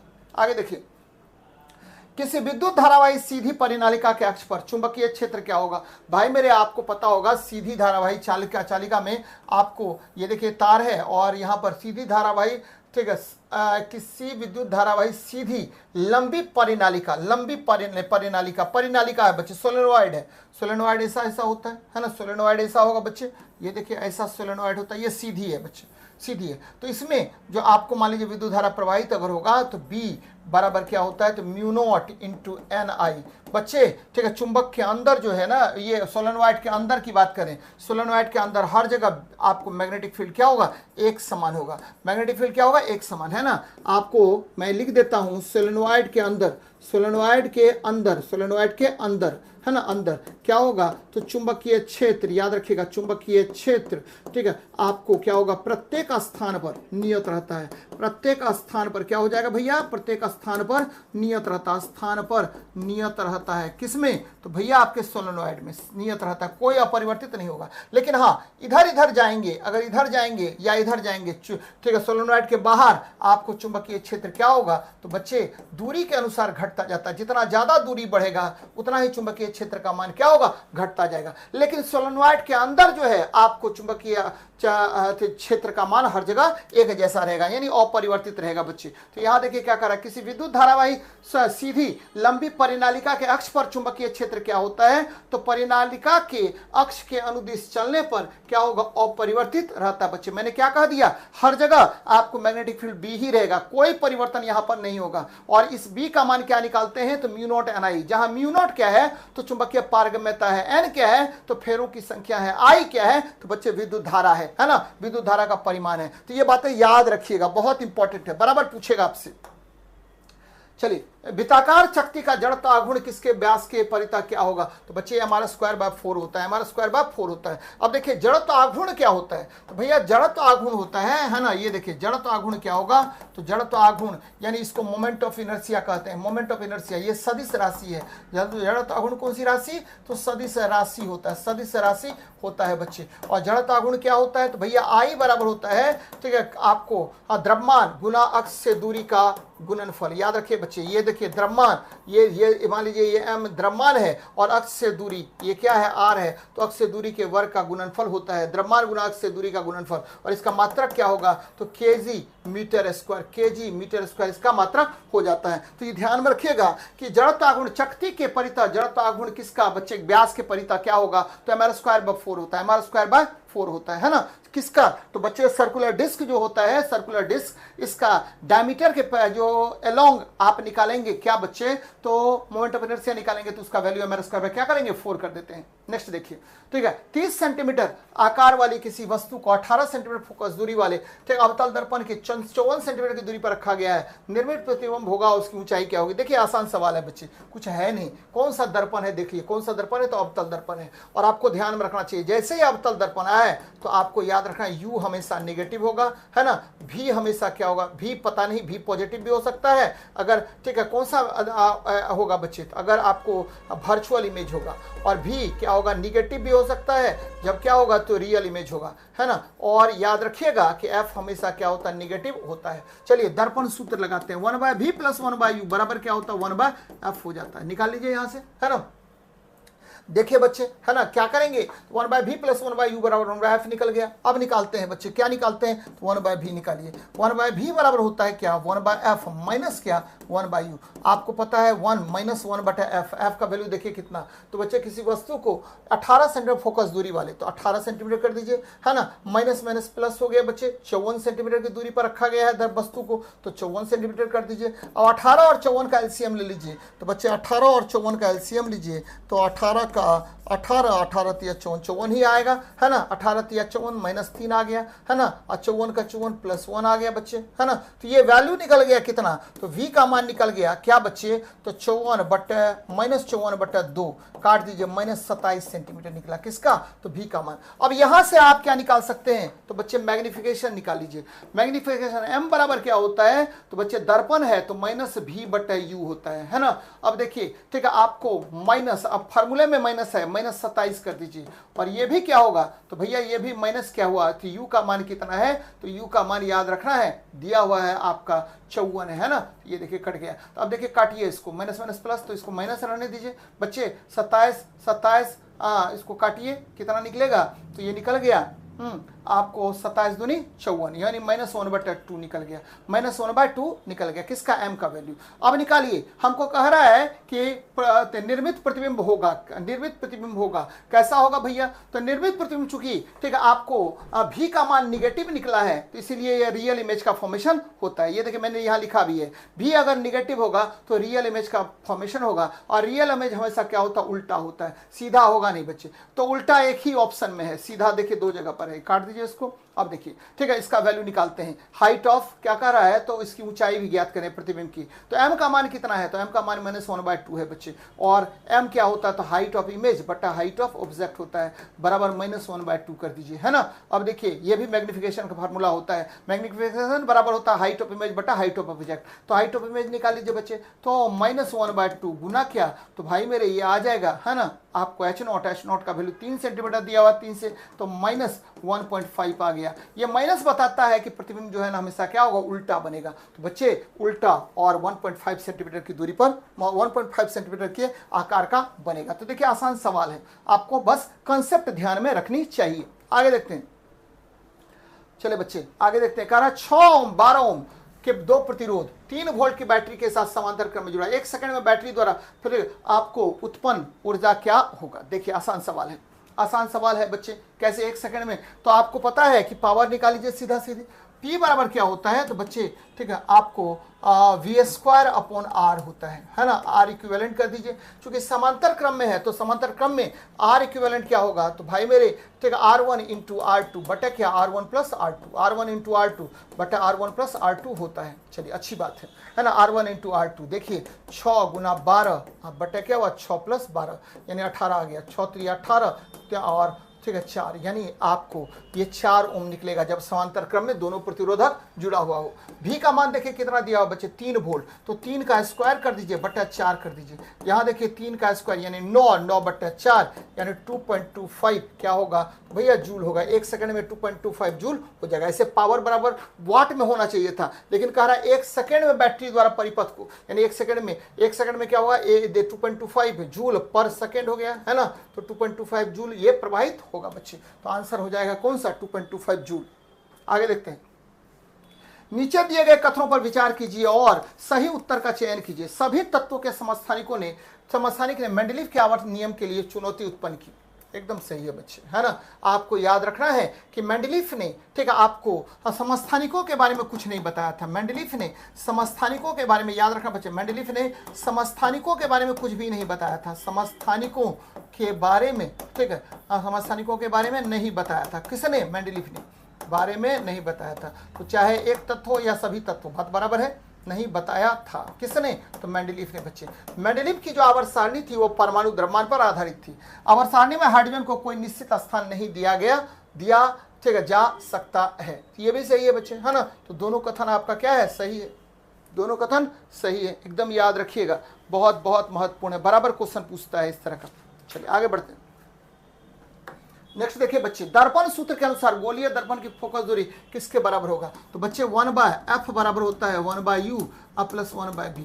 जरा इसको हल करते हैं। दिस इंप्लाई ठीक है आपको 1/f बराबर हो गया, ये देखिए u भी है ना, और ऊपर चला गया v प्लस u, कोई बात नहीं है। तो f बराबर हो जाएगा u भी बटा क्या u प्लस v। तो देखिए कहां पर है u भी बटा u प्लस v। आगे देखते हैं। किसी चालक पर 24 वोल्ट का विभव आरोपित किया जाता है और 96 मिली एम्पियर की धारा इससे होकर प्रवाहित होती है, तो चालक का प्रतिरोध ज्ञात कीजिए। बच्चे आपको पता है कि धारा भी दिया हुआ है और आपको क्या निकालना है तो निकालना है विभव भी दिया हुआ है। तो बच्चे निकाल लीजिए चालक का प्रतिरोध R बराबर क्या होता है, R बराबर होता है आपको पता होनी चाहिए कि R बराबर क्या हो जाएगा। तो बच्चे है ना आपको ओम के नियम से भी बराबर IR होता है, कोई प्रॉब्लम नहीं है। तो R बराबर क्या होता है बच्चे तो V बटा क्या हो जाएगा I हो जाएगा। तो V का वैल्यू देखिए कितना है 24 वोल्ट है। I का मान देखिए कितना है 96 और ये मिली एम्पियर है बच्चे। 96 मिली को बोलते हैं 10⁻³ एम्पियर है। तो अब देखिए इसको ऊपर लेके चलिए 24 गुना क्या कर दीजिए तो 100,000 आ गया बच्चे। 10⁻³ को लेके ऊपर गए तो ये 10⁻³ आ जाएगा, 3 मतलब 1000 हो गया बटा 96 लीजिए। 24 चौके 96 काट दीजिए, इसको काटिए बच्चे 250 क्या हो जाएगा ओम हो जाएगा, यानी आपको 250 ओम होगा। आंसर हो जाएगा सी नंबर, कुछ भी नहीं है। आगे देखते हैं। जब चुंबकीय क्षेत्र उत्तर की ओर कार्य कर रहा हो तो ठीक है धारा चालक के माध्यम से पूर्व से पश्चिम की ओर प्रवाहित हो रहा हो तो चालक की दिशा कैसे होगी। बच्चे चुंबकीय क्षेत्र उत्तर की ओर है, ध्यान देना है बच्चे। चुंबकीय क्षेत्र किधर की ओर है तो मैग्नेटिक फील्ड आपको याद रखना है कि मैग्नेटिक फील्ड आपको किसके अनुसार तो बच्चे फ्लेमिंग के लेफ्ट हैंड रूल या राइट हैंड रूल के अनुसार मैग्नेटिक फील्ड किसके दिशा में बच्चे तो ये उत्तर मान लेते हैं। इसको क्या है तो ये उत्तर दिशा में है। ये उत्तर का किधर की ओर होता है तो बच्चे ऊपर लेते हैं, उत्तर है। ये देखिए ये है मैग्नेटिक फील्ड का डायरेक्शन और ये क्या है तो हमने इसको मान लिया तर्जनी। क्या मान लिया तर्जनी मान लिया बच्चे, 4 फिंगर मान लिया। अब देखिए क्या कर रहा है, कह रहा कि ठीक है धारा चालक के माध्यम से पूर्व से पश्चिम की ओर प्रवाहित होती है। धारा चालक के माध्यम से बच्चे विद्युत धारा की दिशा किधर होती है तो विद्युत धारा की दिशा मध्यमा की ओर होती है ना। तो मध्यमा की ओर होती है, ये पूर्व से पश्चिम है बच्चे। तो नॉर्थ साउथ ईस्ट और क्या हुआ तो बच्चे ईस्ट पूर्व से पश्चिम की ओर है ना, ईस्ट से वेस्ट की ओर होगा। ये देखिए ये किसका है ये मध्यमा का डायरेक्शन है बच्चे, मध्यमा है ना। आपको मध्यमा का मिडिल फिंगर का डायरेक्शन, इसकी दिशा में क्या हुआ विद्युत धारा प्रवाहित हो रही है। तो देखिए इसकी दिशा में क्या होता है तो बच्चे जस्ट ये तीनों एक दूसरे के परपेंडिकुलर होता है। ये थंब है बच्चे, थंब की दिशा में किसका दिशा होना चाहिए तो बच्चे अंगूठा की दिशा में, आपको अंगूठा की दिशा में किसका दिशा होना चाहिए तो अंगूठा की दिशा में है ना आपको चालक है ना चालक पर क्या लगना चाहिए बच्चे, जो उत्तर की ओर कार्य करता है चालक माध्यम से, तो चालक डैश दिशा में आगे बढ़ेगा। बच्चे बल किधर लगेगा, तो बल का दिशा आपको पता है, फोर्स का डायरेक्शन किस दिशा में होना चाहिए, तो थंब के दिशा में होना चाहिए। किधर की ओर है, नीचे है कि ऊपर है, तो बच्चे नीचे की ओर है ना, ध्यान में रखिएगा। किधर की ओर लग रहा है यहाँ पर, तो ये जो आपको बल लग रहा है वो नीचे की ओर लग रहा है। बच्चे देखिए मैंने कुछ नहीं किया है, जो है वही कर दिया मैंने, है ना। यहाँ पर तीनों जो फिंगर होता है वो एक दूसरे के परपेंडिकुलर होता है। अगर फिंगर का डायरेक्शन आपको पता है तो तुरंत आप फ्लेमिंग्स लेफ्ट हैंड रूल और राइट हैंड रूल के अनुसार ये आप कर सकते हैं बच्चे आसानी से, है ना। तो डाउनवर्ड की दिशा में क्या लगेगा, तो बल की दिशा होगी और इसी दिशा में चालक आपको आगे की ओर बढ़ेगा। जैसा क्वेश्चन कह रहा है उधर की ओर हम किए हैं। ये देखिए नॉर्थ डायरेक्शन हो गया, है ना बच्चे, और ये हो गया ईस्ट, और ये किधर की ओर जा रहा है, वेस्ट डायरेक्शन में जा रहा है। तो नीचे की ओर किसका दिशा होगा, तो बच्चे अंगूठा पर लगेगा बल, बल की दिशा नीचे की ओर होगी। आगे देखते हैं, ध्वनि की आवृत्ति न्यू बच्चे, ये देखिए न्यू एन होना चाहिए, है ना, न्यू न्यू न्यू कहिए, इसको न्यू कहिए ऐसे, है ना। और तरंग दैर्घ्य लैम्डा और चाल भी के बीच संबंध क्या होता है, तो बच्चे आपको पता होनी चाहिए कि तरंग की चाल, याद रखिएगा तरंग की चाल, तरंग की चाल कितनी होती है, तरंग की चाल v बराबर होता है न्यू लैम्डा, v बराबर न्यू लैम्डा होता है, यानी आवृत्ति गुना तरंग दैर्घ्य, आवृत्ति गुना तरंग दैर्घ्य होता है, आवृत्ति गुना तरंग दैर्घ्य होता है। तो बड़ी इंपॉर्टेंट बात है, बराबर आपसे क्वेश्चन पूछेगा, तो आवृत्ति गुना तरंग दैर्घ्य को आप क्या कहते हैं, तो तरंग दैर्घ्य कहते हैं। बड़ी अच्छी बात है बच्चे। नेक्स्ट देखिए, जब लिटमस को बोरेक्स के विलयन में मिलाया जाता है तो क्या होगा बच्चे, लिटमस को बोरेक्स है, देखिए लिटमस, हाँ ये नहीं बोला है कि लिटमस लाल लिटमस नीला लिटमस, बोरेक्स क्या होता है, तो Na2B4O7 होता है बच्चे, Na2B4O7 होता है ना। और ये क्या है, तो बच्चे क्षारक होता है, ध्यान में रखिएगा क्षारक है। तो फिर आपको पता है कि ठीक है, आपको पता है लाल लिटमस पत्र पर, लाल लिटमस पत्र पर, है ना, लाल लिटमस पत्र पर ध्यान में रखिए बच्चे, पत्र पर क्या डालने पर, तो बच्चे बोरेक्स डालने पर, यानी क्षारक डालने पर, क्षारक डालने पर, है ना, क्या हो जाएगा, तो उसका कलर नीला हो जाता है, नीला हो जाएगा। तो ये कलर यहाँ पर क्या हो जाएगा, नीला हो जाएगा। बोरेक्स किसकी भांति व्यवहार करता है, तो क्षारक की भांति व्यवहार करता है बच्चे, तो आंसर आपको नीला ही होगा, ध्यान रखिए। आगे देखते हैं, कह किसी धातु ब्लॉक में मौजूद अदृश्य दरार या छिद्र का पता लगाने के लिए उसके अंदर भेजी जाने वाले अल्ट्रासोनिक तरंग का उपयोग करके क्या बच्चे क्या होता है जनरली, है ना, आपको हम क्या करते हैं, तो अल्ट्रासोनिक वेव्स, याद रखना अल्ट्रासोनिक वेव्स का यूज करते हैं, अल्ट्रासोनिक वेव्स का यूज करते हैं किसमें, तो बच्चे अल्ट्रासोनोग्राम में, अल्ट्रासोनोग्राम में भी यूज करते हैं, अल्ट्रासोनोग्राम में, है ना। इसके द्वारा आप क्या करते हैं, फुल बॉडी चेकअप करते हैं जिसको अल्ट्रासाउंड कहा जाता है ना। और याद रखना है कि इसकी आवृत्ति बहुत ज्यादा होती है, 20,000 हर्ट्ज इसकी आवृत्ति होती है। इस तरंग की आवृत्ति 20,000 हर्ट्ज से क्या होगी, अधिक होती है बच्चे। तो ये संचारित तरंगों का पता लगाने के लिए इसका प्रयोग आप करते हैं किसके रूप में, तो सूचक के रूप में किया जाता है ना, उपयोग करके, है ना। आप क्या करते हैं, संचारित तरंगों का पता लगाने के लिए प्रयुक्त तो सूचक का उपयोग करके प्राप्त की जाती है, किसको बच्चे, तो अल्ट्रासाउंड को। तो ये ध्यान में रखिएगा, बड़ा इंपॉर्टेंट है, बहुत ज्यादा पूछा जाता है। आगे देखिए, कहना जब कॉपर सल्फेट विलयन लौह धातु के साथ अभिक्रिया करते हैं तो तांबा नमक धातु का निर्माण होता है। कोई बात नहीं, चलिए ये देख लीजिए कॉपर सल्फेट, बच्चे कॉपर सल्फेट देख लीजिए, ये देखिए कॉपर सल्फेट है CuSO4 और इसको लोहा से अभिक्रिया कीजिए तो बच्चे लोहा जो है ना, यह क्या होगा, आपको पता होगा कि धातु की क्रियाशीलता श्रेणी, धातु की क्रियाशीलता श्रेणी में क्या होता है कि सबसे क्रियाशील धातु कौन होता है, क्रियाशीलता श्रेणी में सबसे क्रियाशील धातु होगा कौन, तो बच्चे मेरे पोटेशियम के, उसके बाद सोडियम, उसके बाद के नाका मग, हाँ अल, उसके बाद जन, उसके बाद फे, देखिए है ना फे, उसके बाद कु फे, क्या हुआ, के नाका मग अल जन फे, पब हो गया, है ना, पब, फेरस हो गया बच्चे, है ना, फेरस। लोहा के बाद क्या हुआ, तो फेरस के बाद हो गया लेड, हाँ पब, H, उसके बाद कू बच्चे, है ना। तो ये देखिए कॉपर जो है ना वो काफी कम क्रियाशील है, किसकी अपेक्षा, लोहा की अपेक्षा। यानी जैसे जैसे ऊपर बढ़ेंगे आपको रिएक्टिविटी क्या होगा, बढ़ता जाता है, यानी हायर रिएक्टिव पोटेशियम, और लेकिन कॉपर की अपेक्षा लोहा क्या होगा, काफी ज्यादा क्रियाशील होगा। तो लोहा क्या करेगा, कॉपर को विस्थापित कर फेरस सल्फेट बना लिया और कॉपर को मुक्त कर देता है बच्चे, कॉपर को क्या करेगा, मुक्त कर देगा। और इस अभिक्रिया को आप क्या कहते हैं भैया, इसको कहते हैं हाँ विस्थापन अभिक्रिया, याद रखिएगा, हाँ एकल विस्थापन विस्थापन अभिक्रिया। एक बार विस्थापन हुआ तो एकल विस्थापन अभिक्रिया कहेंगे, यानी सिंगल डिस्प्लेसमेंट रिएक्शन। एकल विस्थापन अभिक्रिया कहते हैं बच्चे, एकल विस्थापन अभिक्रिया कहते हैं। और इसमें क्या हो रहा है, तो अधिक क्रियाशील धातु कम क्रियाशील धातु को विस्थापित कर खुद ब खुद आपको अभिक्रिया में भाग लेता है। तो ये ध्यान में रखिएगा, खुद ब खुद यौगिक का निर्माण कर लेगा। एकल विस्थापन बोलेंगे। संयोजन अभिक्रिया में मान लीजिए कार्बन और ऑक्सीजन है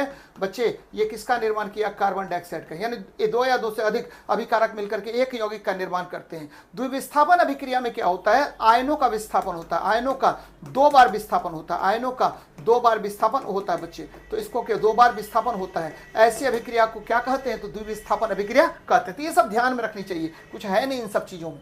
आगे देखते हैं, दो वस्तुओं में से एक का द्रव्यमान 2 गुना हो जाने पर दोनों वस्तुओं के बीच लगने वाला गुरुत्वाकर्षण बल में क्या परिवर्तन होगा। आसान सवाल है बच्चे। गुरुत्वाकर्षण बल न्यूटन ने दिया था, और न्यूटन के अनुसार Fg बराबर होता है Gm1 m2 बटा क्या r² होता है ना, ये फॉर्मूला है, ये न्यूटन का गुरुत्वाकर्षण नियम का फॉर्मूला होता है। अब देखिए द्रव्यमान को 2 गुना कर दीजिए, m1 को कर दीजिए 2m1 है ना, m2 को कर दीजिए 2m2 है ना। अब देखिए क्या करना बच्चे, नया गुरुत्वाकर्षण बल Fg1 कर लीजिए बराबर Gm1 का वैल्यू है 2m1 है ना, 2m1 गुना क्या 2m2 बटा क्या बच्चे, तो r ही है, बदला नहीं है ना। ये देखिए बाहर निकाल लीजिए G और m1 m2 है ना, बटा क्या हो बच्चे, तो r² हो गया है ना, r² हो गया, और इंटू 2 दूनी 4 आ गया, 4 ऊपर से गुना कर दीजिए। तो ये कौन सा बल है, तो ये बल है बच्चे, यानी आपको बल कितना गुना हो गया, तो 4 गुना बल हो जाता है। बल कितना गुना हो जाएगा, 4 गुना, यानी गुरुत्वाकर्षण बल कितना गुना हो जाएगा, तो 4 गुना हो जाता है बच्चे। तो आसान सवाल है, 4 गुना हो जाएगा।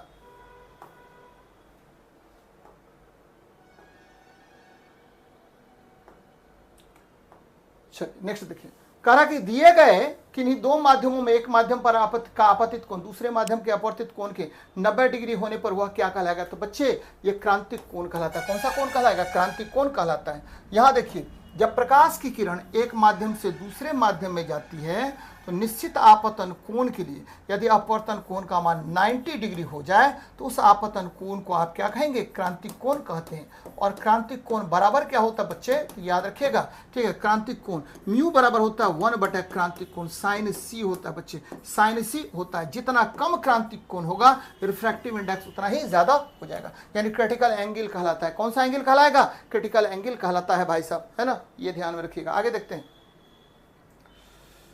चलिए इसका आंसर बताइए आप लोग। संवेग को किसके गुणनफल के रूप में व्यक्त किया जाता है, तो भैया संवेग जो है इसकी परिभाषा किसने दिया था, तो न्यूटन ने दिया था। Newton second law of motion में इसकी परिभाषा दी गई थी, और यह द्रव्यमान और वेग का गुणनफल होता है ना, ध्यान में रखिएगा, द्रव्यमान और वेग का गुणनफल होता है। देखिए संवेग में परिवर्तन की दर है ना, संवेग में परिवर्तन, संवेग में क्या बच्चे, तो संवेग में परिवर्तन क्या कहलाएगा, तो संवेग में परिवर्तन जो है ना, यह कहलाता परिवर्तन, यह कहलाता है ना आवेग, है ना, आवेग कहलाता है, इम्पल्स कहलाता है। और संवेग में परिवर्तन की दर, परिवर्तन की दर यह क्या कहलाता है, तो भैया आप सभी बच्चों को पता होगा, संवेग में परिवर्तन की दर कहलाता है आवेग, क्या कहलाएगा, आवेग कहलाता है, इम्पल्स कहलाता है। ये ध्यान में रखिएगा, कुछ है नहीं। द्रव्यमान और वेग के गुणनफल को संवेग कहते हैं, द्रव्यमान और त्वरण के गुणनफल को क्या कहते हैं, तो बल कहते हैं बच्चे, फोर्स कहते हैं। आगे देखिए क्या कह रहा है, NH4 Hal2SO4 के एक अणु में कितने परमाणु होते हैं, तो भाई साहब यहाँ देखिए NH4 Hal2SO4 की बात कर रहा है, NH4 Hal2SO4 की बात कर रहा है। ये देखिए क्या होगा, तो भाई 4 1 5 5 गुना 2 है ना, 5 गुना 2 10 हो गया, प्लस सल्फर का 1 ऑक्सीजन का 4, यानी कुल मिलाकर के आपको 15 परमाणु हो जाएंगे, है ना, 15 परमाणु हो जाएंगे बच्चे। अमोनियम सल्फेट बोलते हैं, अमोनियम सल्फेट कहते हैं इसको।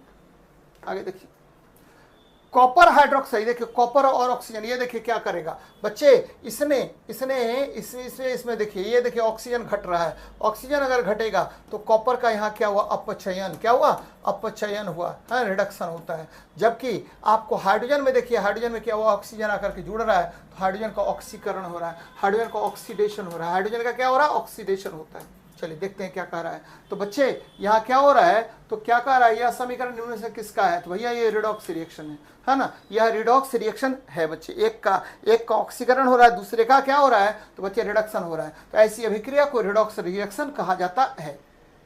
चलिए, मान लें कि एक काल्पनिक ग्रह जिसका द्रव्यमान पृथ्वी के आधे के और त्रिज्या 1/3 के बराबर है, यदि पृथ्वी की सतह पर गुरुत्वाकर्षण के कारण त्वरण है तो उस ग्रह पर गुरुत्वाकर्षण के कारण त्वरण क्या होगा। भाई मेरे यहाँ देखिए, जी बराबर आपको मैंने कहा है, ये रामबाण फॉर्मूला GM/r², कोई प्रॉब्लम नहीं है। नया गुरुत्वीय त्वरण G डैश, नया गुरुत्वीय त्वरण ध्यान में रखिएगा, नया गुरुत्वीय त्वरण, ये देखिए गुरुत्वीय त्वरण है ना। नया गुरुत्वीय त्वरण क्या होता है भैया, ये होता है GM/g। देखिए m क्या हुआ, पृथ्वी के द्रव्यमान के आधे, तो m/2 कर लीजिए है ना, और त्रिज्या ये 1/3 का रहा, r/3 का होल स्क्वायर। अब देखिए क्या निकल गया भैया, GM/r² को बाहर निकाल लीजिए, कोई बात नहीं है, निकाल लीजिए, गुना, ठीक है, क्या हुआ, तो ये 3 3 9, 9 ऊपर चला गया, बटा क्या हुआ 2 आ गया बच्चे है ना। जी डैश को आप बोलते GM/r² को आप जी कहते हैं, तो 9/2 इंटू क्या हो जाएगा, जी हो जाएगा, तो 9/2 इंटू जी। ये देखिए बी नंबर आंसर आ गया।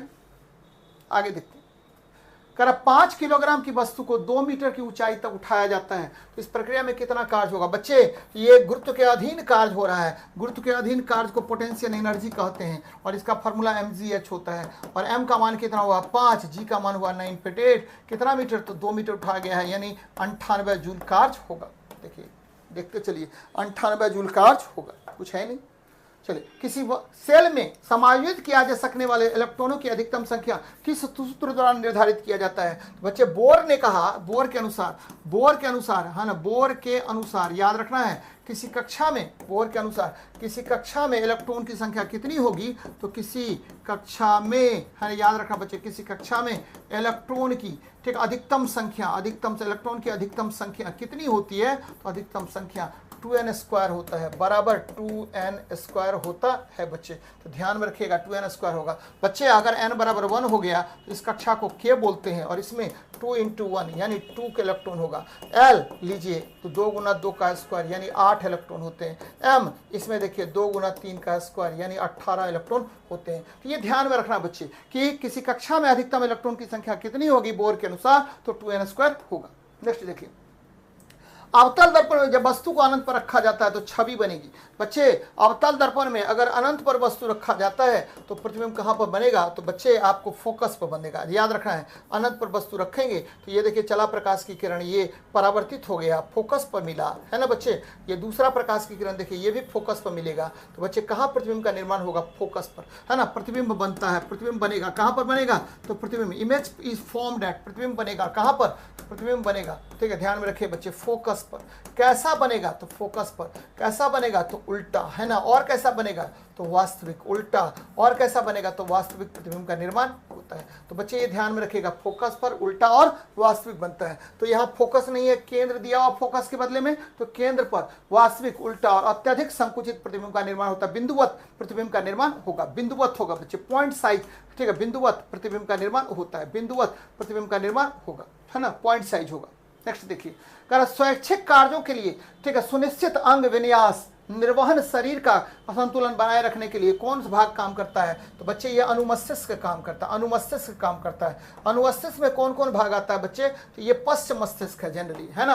पश्च मस्तिष्क में आपको क्या होगा, तो स्वैच्छिक कार्यों के लिए सुनिश्चित अंग विन्यास निर्वहन शरीर का संतुलन बनाए रखने के लिए यहाँ पर आपको पश्च मस्तिष्क में 3-4 चीजें होती हैं बच्चे। पहला क्या होगा, तो भैया स्वैच्छिक क्रिया के लिए आपको मेडुला होता है। कौन होता है, मेडुला होता है, मेडुला होता है।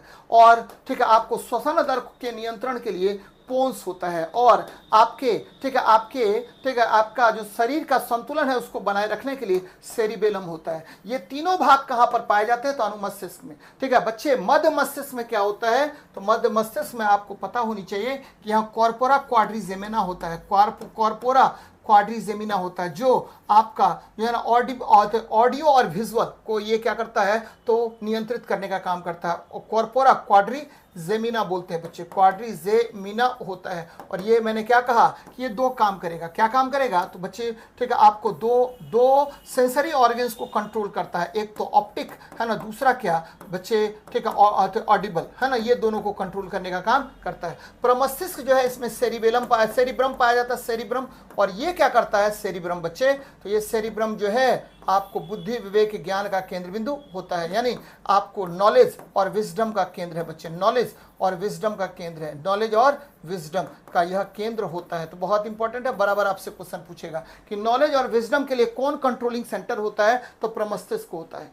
आगे देखिए, करा लंगर डालकर रोकी गई नाव लहरों से हिल रही है, जिनकी तरंगों का ऊपरी सिरा 100 मीटर अलग है बच्चे, यानी तरंग दैर्घ्य आपको 100 मीटर दिया हुआ है, वेवलेंथ आपको 100 मीटर दिया हुआ है ना, और वेग भी दिया हुआ, तो बोला आवृत्ति निकालने के लिए। तो एन बराबर आवृत्ति बराबर क्या होता है बच्चे, आवृत्ति बराबर होता है वेग बटा तरंग दैर्घ्य, वेग बटा तरंग दैर्घ्य, है ना, v बटा लैम्डा। तो v का वैल्यू देखिए कितना है, 25 है बच्चे, और तरंग दैर्घ्य का 100 है ना। तो ये देखिए क्या निकल गया, 0.25 हर्ज, है ना। आवृत्ति का ऐसा ही मात्रक क्या होता है, हर्ज होता है, तो 0.25 हर्ज आ गया, 0.25 हर्ज हो गया। नेक्स्ट देखिए, एक समरूप श्रृंखला के सभी सदस्यों का एक ही सामान्य फार्मूले द्वारा प्रतिनिधित्व किया जा सकता है, निम्नलिखित में से कौन सा गलत है बच्चे। ये देखिए, एल्केन का सूत्र CnH2n+2 होता है, सही है ना, और एल्काइन का सूत्र CnH2n-2, ये भी सही है। एल्केन का सूत्र फिर देखिए वही है CnH2n+2। एल्कीन का सूत्र गलत है बच्चे, एल्कीन का सूत्र क्या होता है, एल्कीन का जो सूत्र होता है बच्चे वो क्या होगा, तो एल्कीन का सूत्र होगा CnH2n, केवल CnH2n होगा, है ना, CnH2n होता है बच्चे, तो यही गलत हो गया, सी नंबर।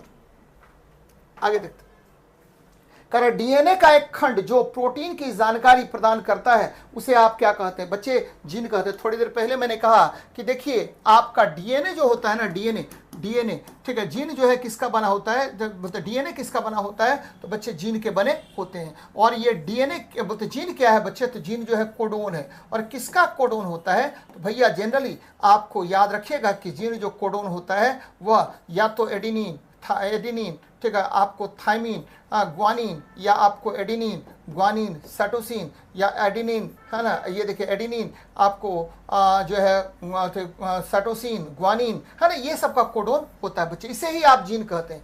केंद्रक जो होता है वो क्या होता है, तो आपको कोशिका का मस्तिष्क का ही एक तरह से केंद्रक होता है, कोशिका के मस्तिष्क को आप क्या कहते हैं, तो केंद्रक कहा जाता है। तो ये सब बातें ध्यान में रखिएगा।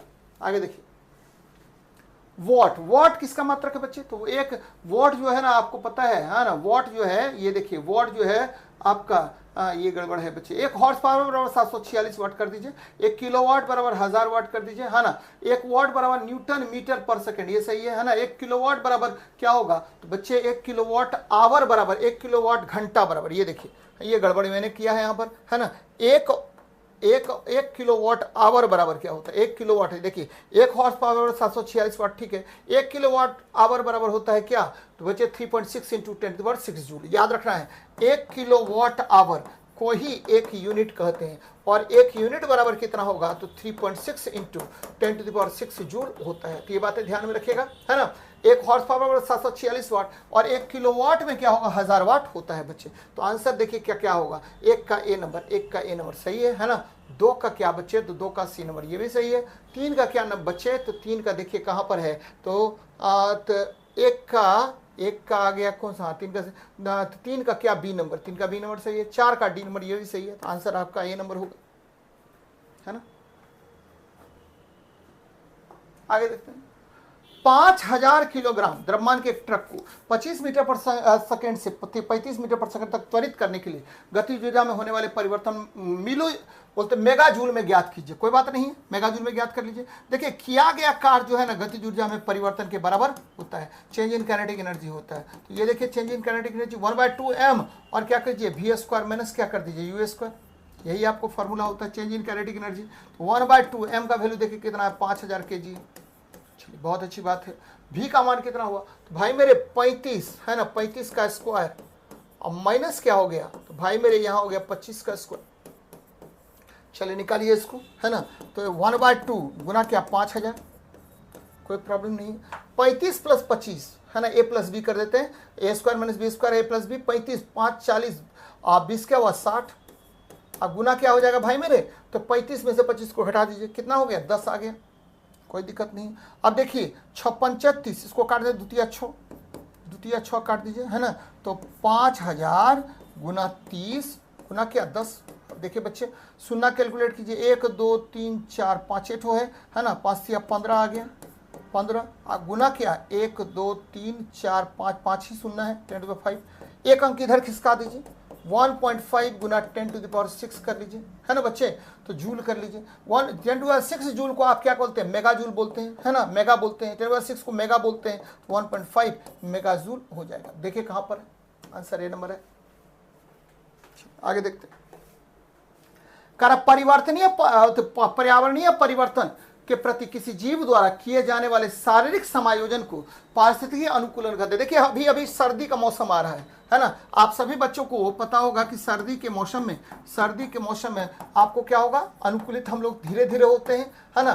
सर्दी के मौसम में क्या करेंगे, अनुकूलन धीरे धीरे होते हैं बच्चे, अनुकूलन, इसीलिए सर्दी खांसी देखिएगा खूब हो जाता है, अनुकूलन धीरे धीरे होता है, जैसे जैसे मौसम चेंज होता है धीरे धीरे होते हैं बच्चे। इसे क्या कहा जाता है, तो पर्यावरणीय अनुकूलन कहा जाता है। यानी आपको उसके अनुसार, यानी पर्यावरण आपका कैसा कह रहा है उसके अनुसार जब आप रहने लगते हैं तो उसी को बोलते हैं पर्यावरण अनुकूलन, है ना, इकोलॉजिकल एडेप्टेशन बोलते हैं।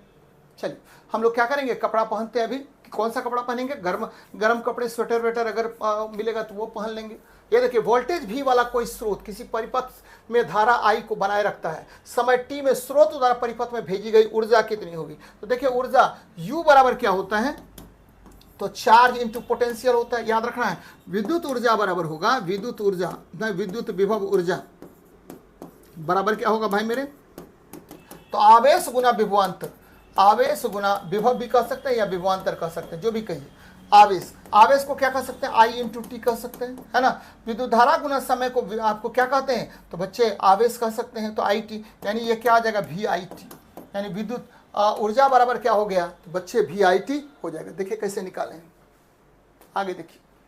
धातु ऑक्साइड और हाइड्रोजन का निर्माण करने के लिए निम्नलिखित में से कौन सी धातु वाष्प के साथ है, देखिए कॉपर जल्दी वाष्प के साथ अभिक्रिया नहीं करेगा, हाँ, लेड जल्दी वाष्प के साथ अभिक्रिया नहीं करेगा, एल्युमिनियम बहुत जल्दी वाष्प के साथ अभिक्रिया कर लेगा। बच्चे यहाँ देखिए, है ना, के, है ना और का, है ना, के ना का मग अल, है ना, ये देखिए पोटेशियम सोडियम ठंडा जल से अभिक्रिया करेगा, ठंडा जल, है ना बच्चे। देर तक जल अगर रखेंगे, देर तक ठंडा जल में ये तुरंत करेगा बच्चे, तुरंत ठंडा जल से अभिक्रिया कर लेगा, है ना, कोई भी जल दे दीजिए कर लेगा।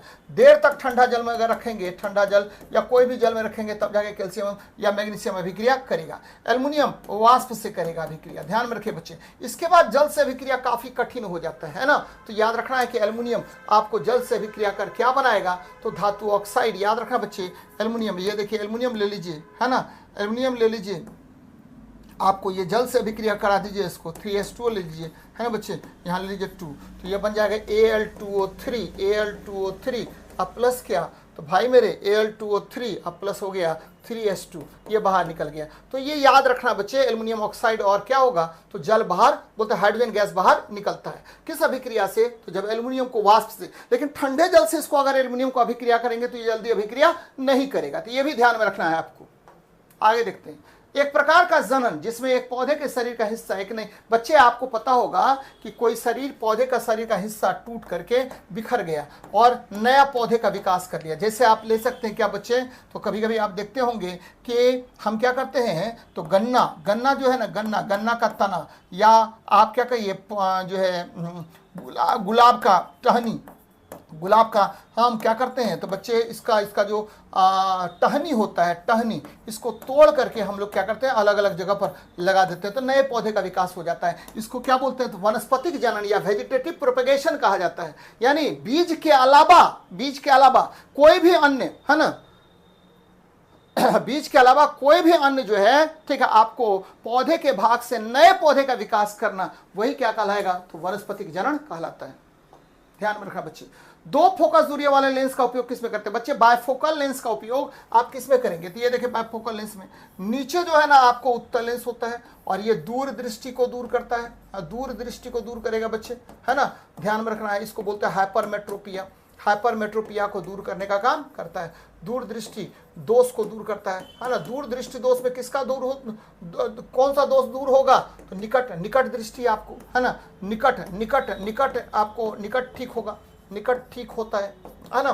इसमें क्या होगा बच्चे, निकट ठीक होता है, और इसमें आपको प्लस डी का चश्मा लगा होता है। ऊपर में क्या होता है, तो अवतल लेंस का चश्मा होता है ना, और ये माइनस डी का चश्मा होता है बच्चे। और इसके लिए क्या होगा, तो बच्चे निकट दृष्टि दोष या मतलब मायोपिया की बात करते हैं, निकट दृष्टि दोष, या इसको हम क्या बोलते हैं बच्चे, मेट्रोपिया, नहीं मत बोलिए, मायोपिया कहते हैं, है ना, मायोपिया। इसमें किसको दूर करते हैं, तो दूर आपको क्या होगा, तो दूर दृष्टि यहाँ पर ठीक किया जाता है। तो ध्यान में रखिएगा कि आपको क्या होगा, दो फोकस दूरी वाले लेंस का उपयोग करके मायोपिया और हाइपरमेट्रोपिया को दूर किया जाता है ना। नीचे उत्तल लेंस होता है, ऊपर अवतल लेंस होता है। नीचे प्लस डी का चश्मा होता है, ऊपर अवतल लेंस का चश्मा होता है, जो माइनस डी का चश्मा होता है बच्चे। तो ये ध्यान में रखिएगा बच्चे। आगे देखते हैं, एक वस्तु 4 सेकंड में 24 मीटर और 2 सेकंड में 15 मीटर तय करती है, वस्तु की औसत चाल। बच्चे भी एवरेज बराबर होता है ना, कुल दूरी यानी d1 प्लस d2 बटा कुल समय t1 प्लस t2, है ना।